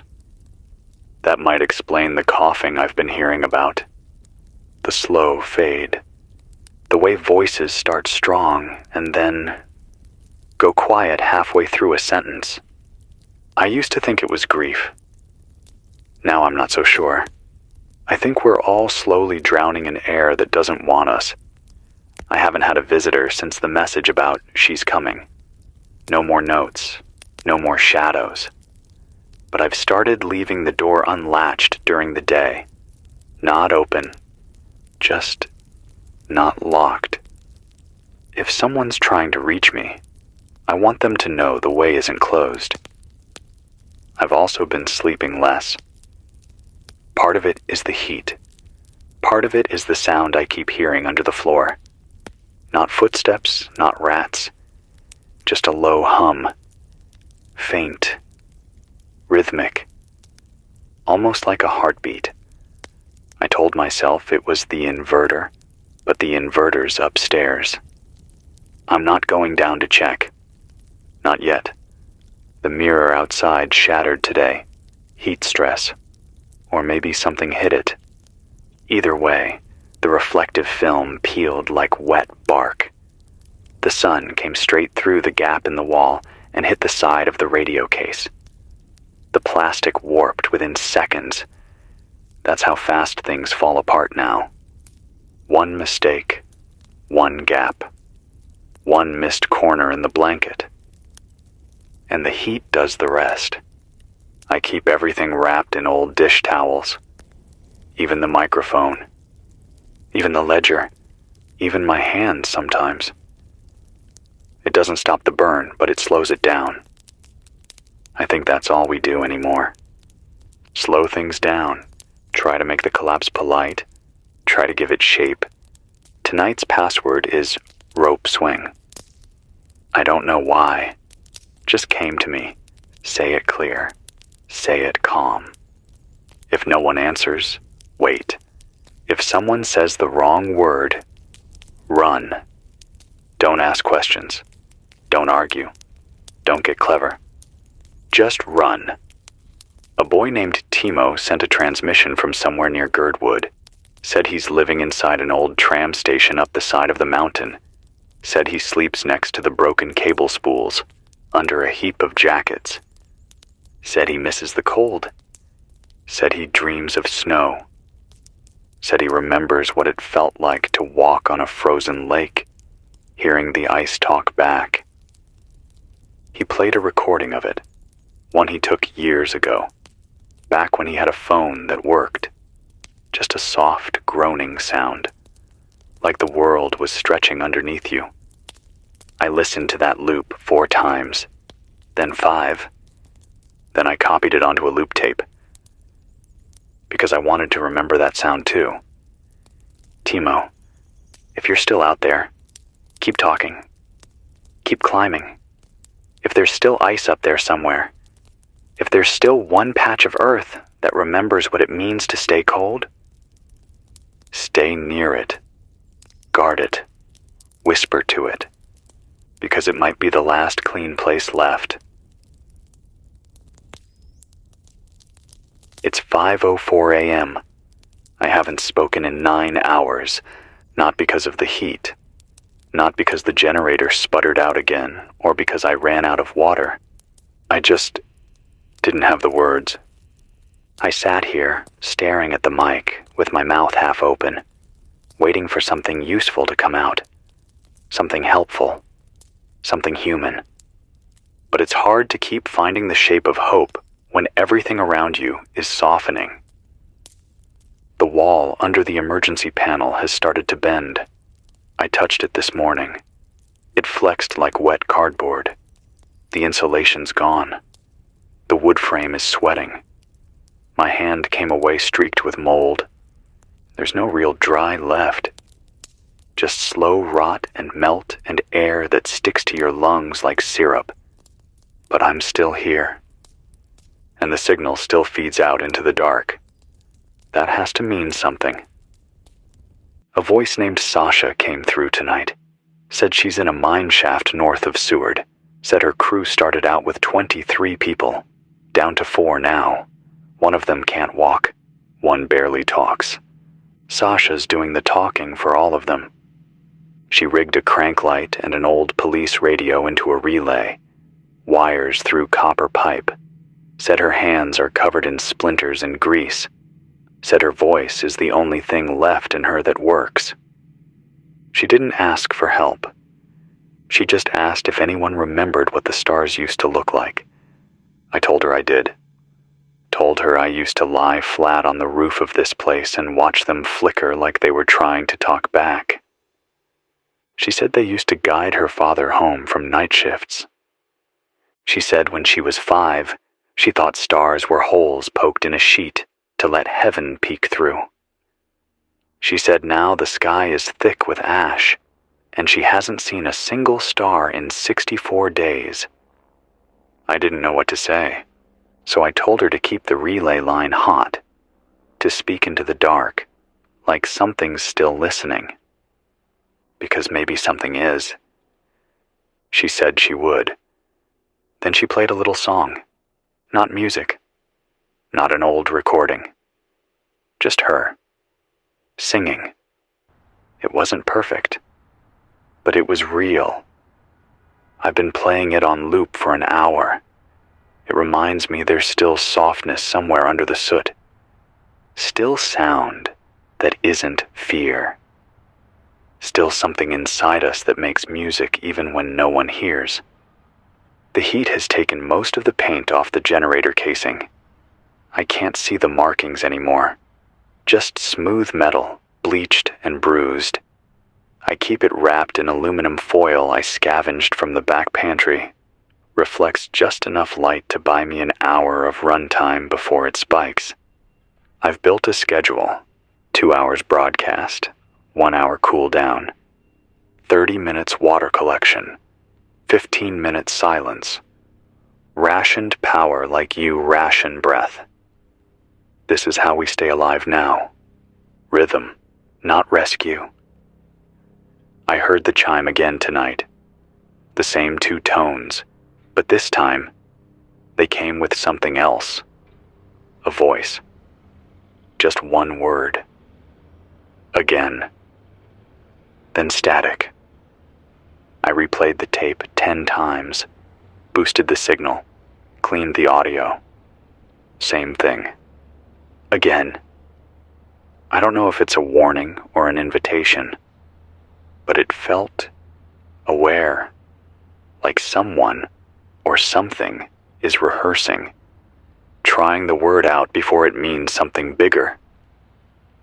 I got another note in the mailbox, same handwriting as before. No name.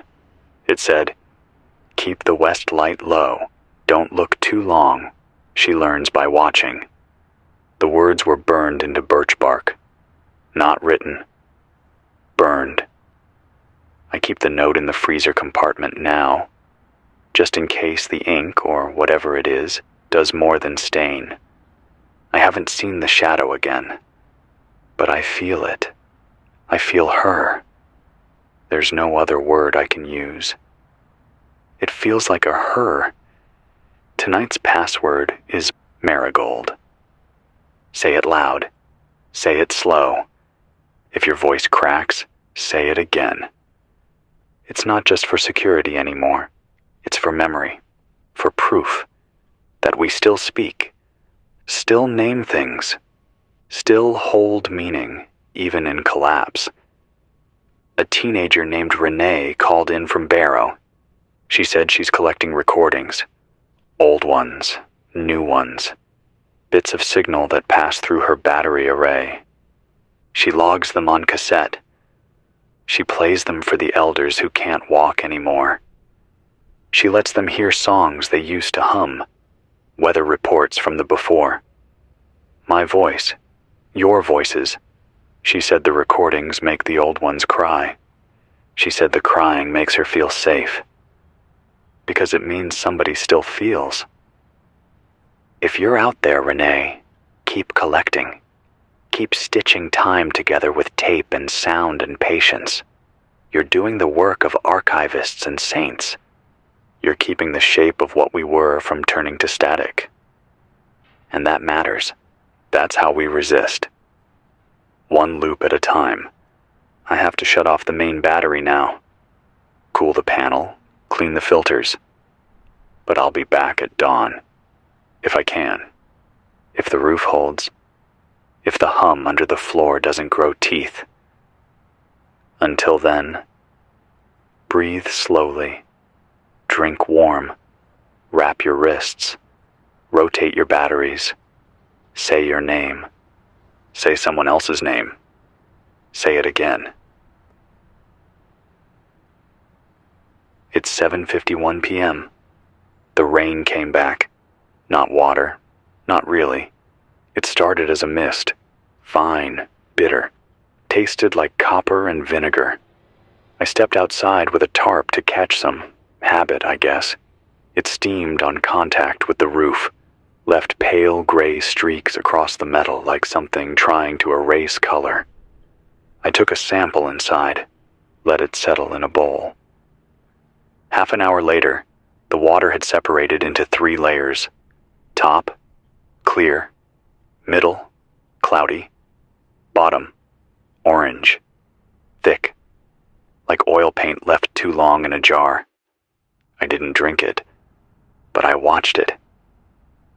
That's what we do now. We watch the world unravel in layers. Outside, the trees are grayer than I remember. Not dead, just bleached, like something soaked the pigment right out of them, like the sun got tired of burning and decided to start bleaching instead. The crows are gone. They were the last birds I saw, always circling near the tower, always 3 of them. I haven't heard their calls in days. It's too quiet now, like the world is holding its breath, waiting for the next thing to break. I got a new transmission today. Shortwave. Just coordinates. 58.3749 degrees north, 152.7136 degrees west. And the word, come. That's the southern side of Augustine Island, right at the edge of the collapsed caldera. No signal should be coming from there. But it did, and it was strong. Too strong, like someone amplified it from beneath the rock. I don't know who's left to send it, or what they want. But something still breathes under the ash. A woman named Lila called in from Talkeetna. She said the rivers stopped moving yesterday. Said the silts turned to sludge. Said the salmon didn't come this year. Not one. She used to teach science at the community school. Used to chart the water temperatures every spring. Said the readings broke her thermometer last month.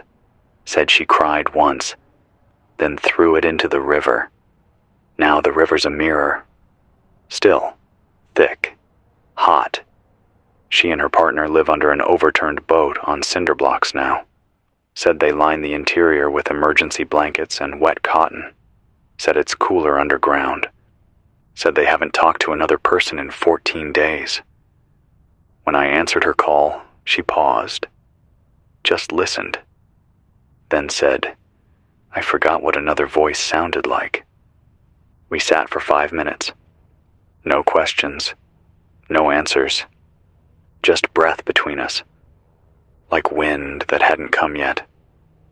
Lila, if you're hearing this, thank you for remembering how to call, for keeping the numbers straight, for risking power on something that doesn't promise a return. You're not alone. You're not forgotten. This voice remembers yours. There's something wrong with the lights on the west side of the building. They flicker at exactly the same time every hour, on the 47th minute. Not 46, not 48, always 47. I've reset the circuit 3 times. No change. I'm starting to think it's not the circuit.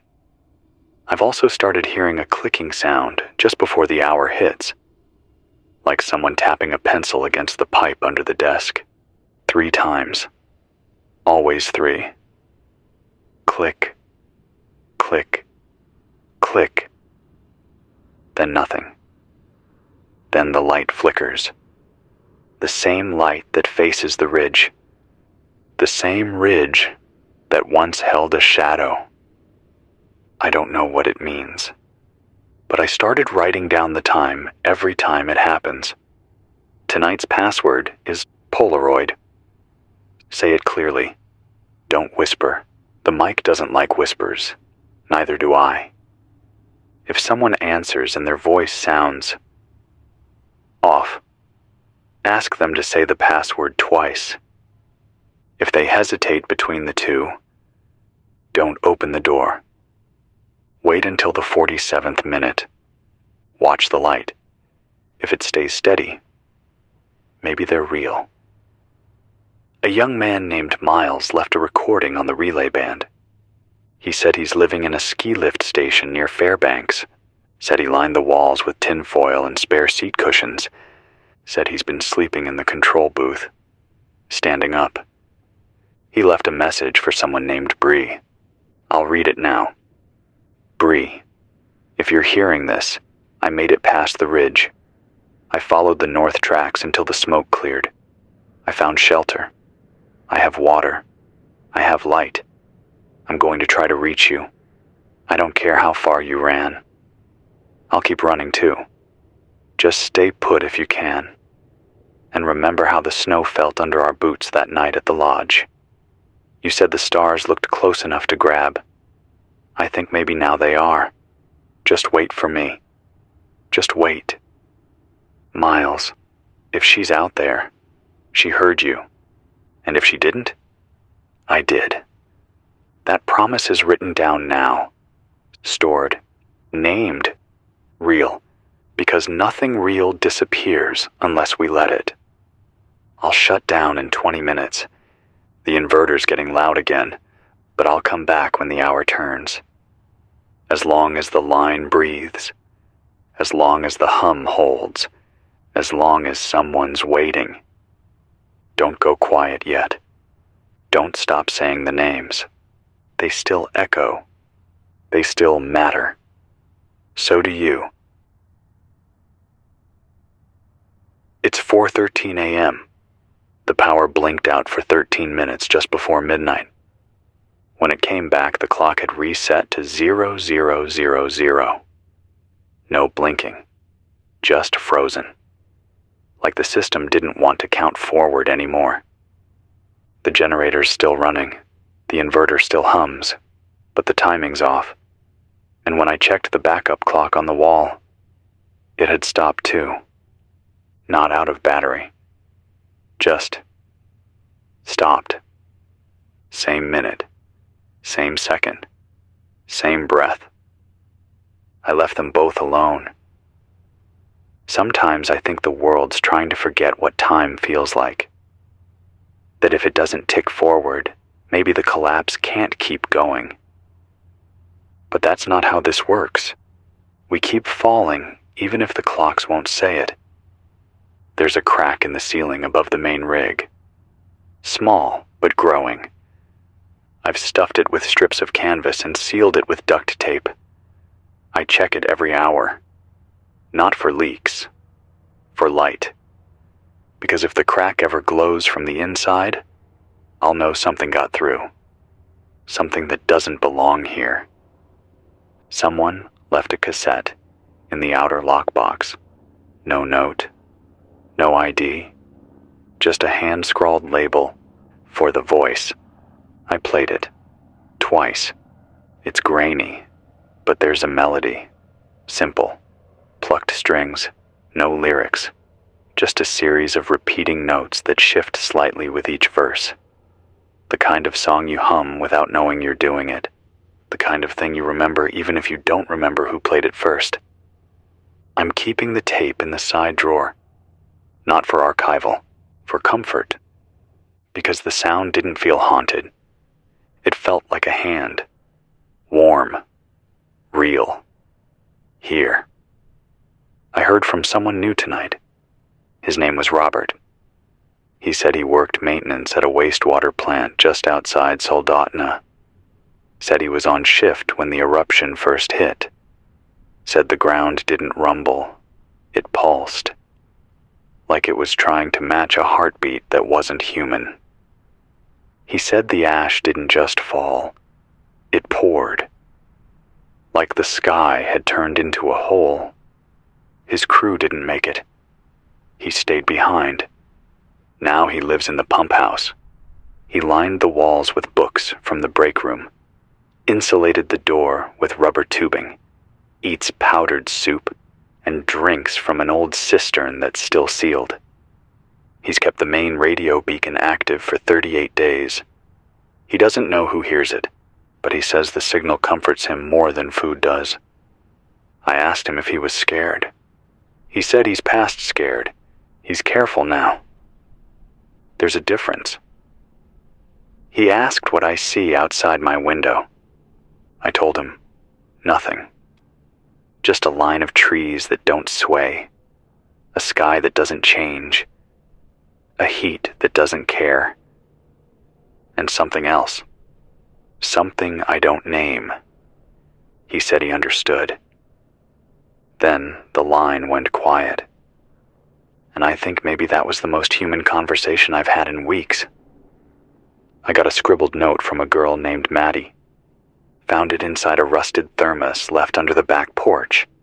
It read, "I know you're the voice. We hear you every night. My mom and I live under the old ranger station. We don't have light, but we have a mirror. When you speak, the mirror shakes. That's how we know it's you. That's how we know it's safe. Please keep talking. Maddie, if you're still near, I'm speaking to you now. Hold the mirror. Keep it close. Wrap it when it's too hot. And don't look into it too long if the reflection moves wrong. Sometimes sound carries more than just words. Sometimes voices echo before they arrive. That's what I think's happening here." The chime came again last night, the usual tones, then static. Then a sound I haven't been able to scrub out, like fabric tearing. Wet, sharp. And after it, breathing, shallow, high in pitch, like someone standing too close to the mic, afraid to speak. I shut down early after that. Just couldn't sit here with that sound crawling through the static.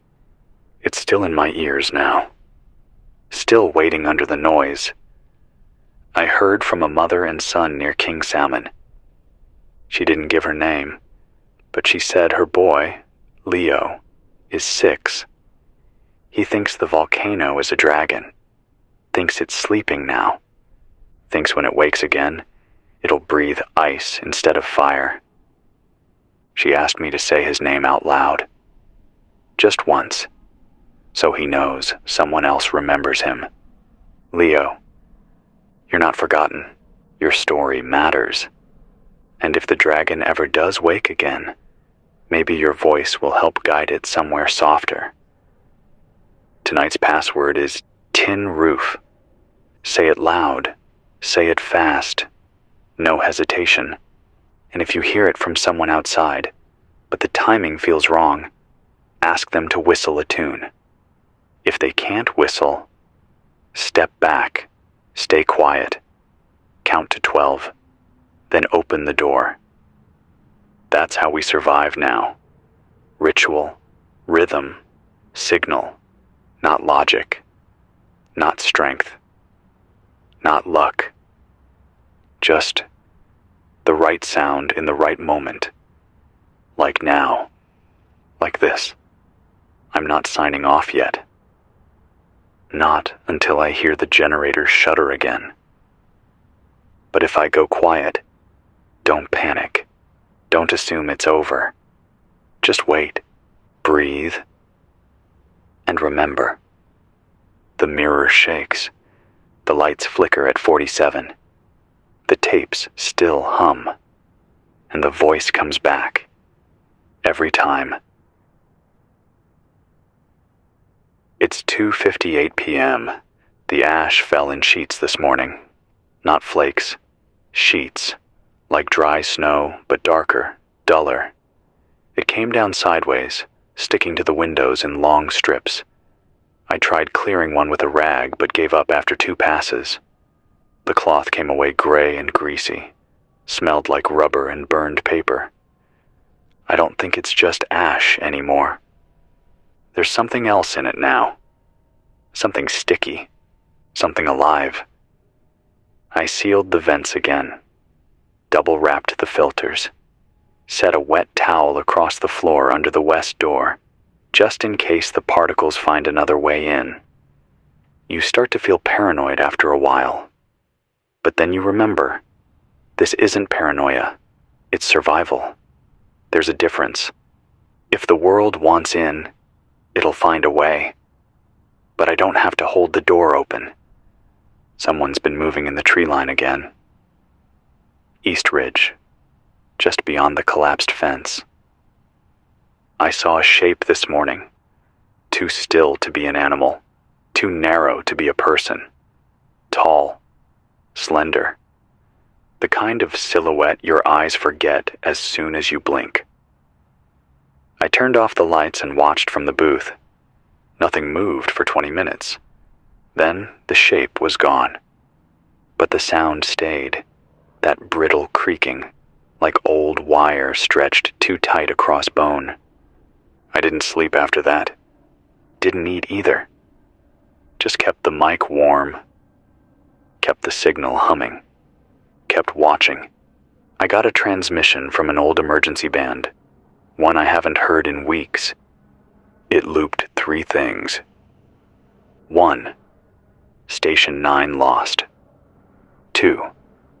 Do not return to zones below sea level. 3. Repeat. Pyroclastic surge confirmed along southern channel. Temperature spike non-linear. Then silence. Then a tone I don't recognize. Deep, pulsing. Felt like it came from inside my own chest. I didn't play it live. Didn't want to scare anyone. Not yet. But if you're keeping track of coordinates, don't go south. Whatever moved there is still moving, and it doesn't care about your fireproof gear. I heard from a man named Devin, lives in what used to be a hardware store near Kodiak. He said he's been stripping batteries from cordless drills and stacking them in series to keep a field radio alive. Said he figured out a way to use a barbecue lighter as a fuse. Said it only shocks him twice a day now. He laughed when he said it. A real laugh, bright and human and painful. Said he keeps the windows sealed with duct tape and prayer. I asked him what he missed most.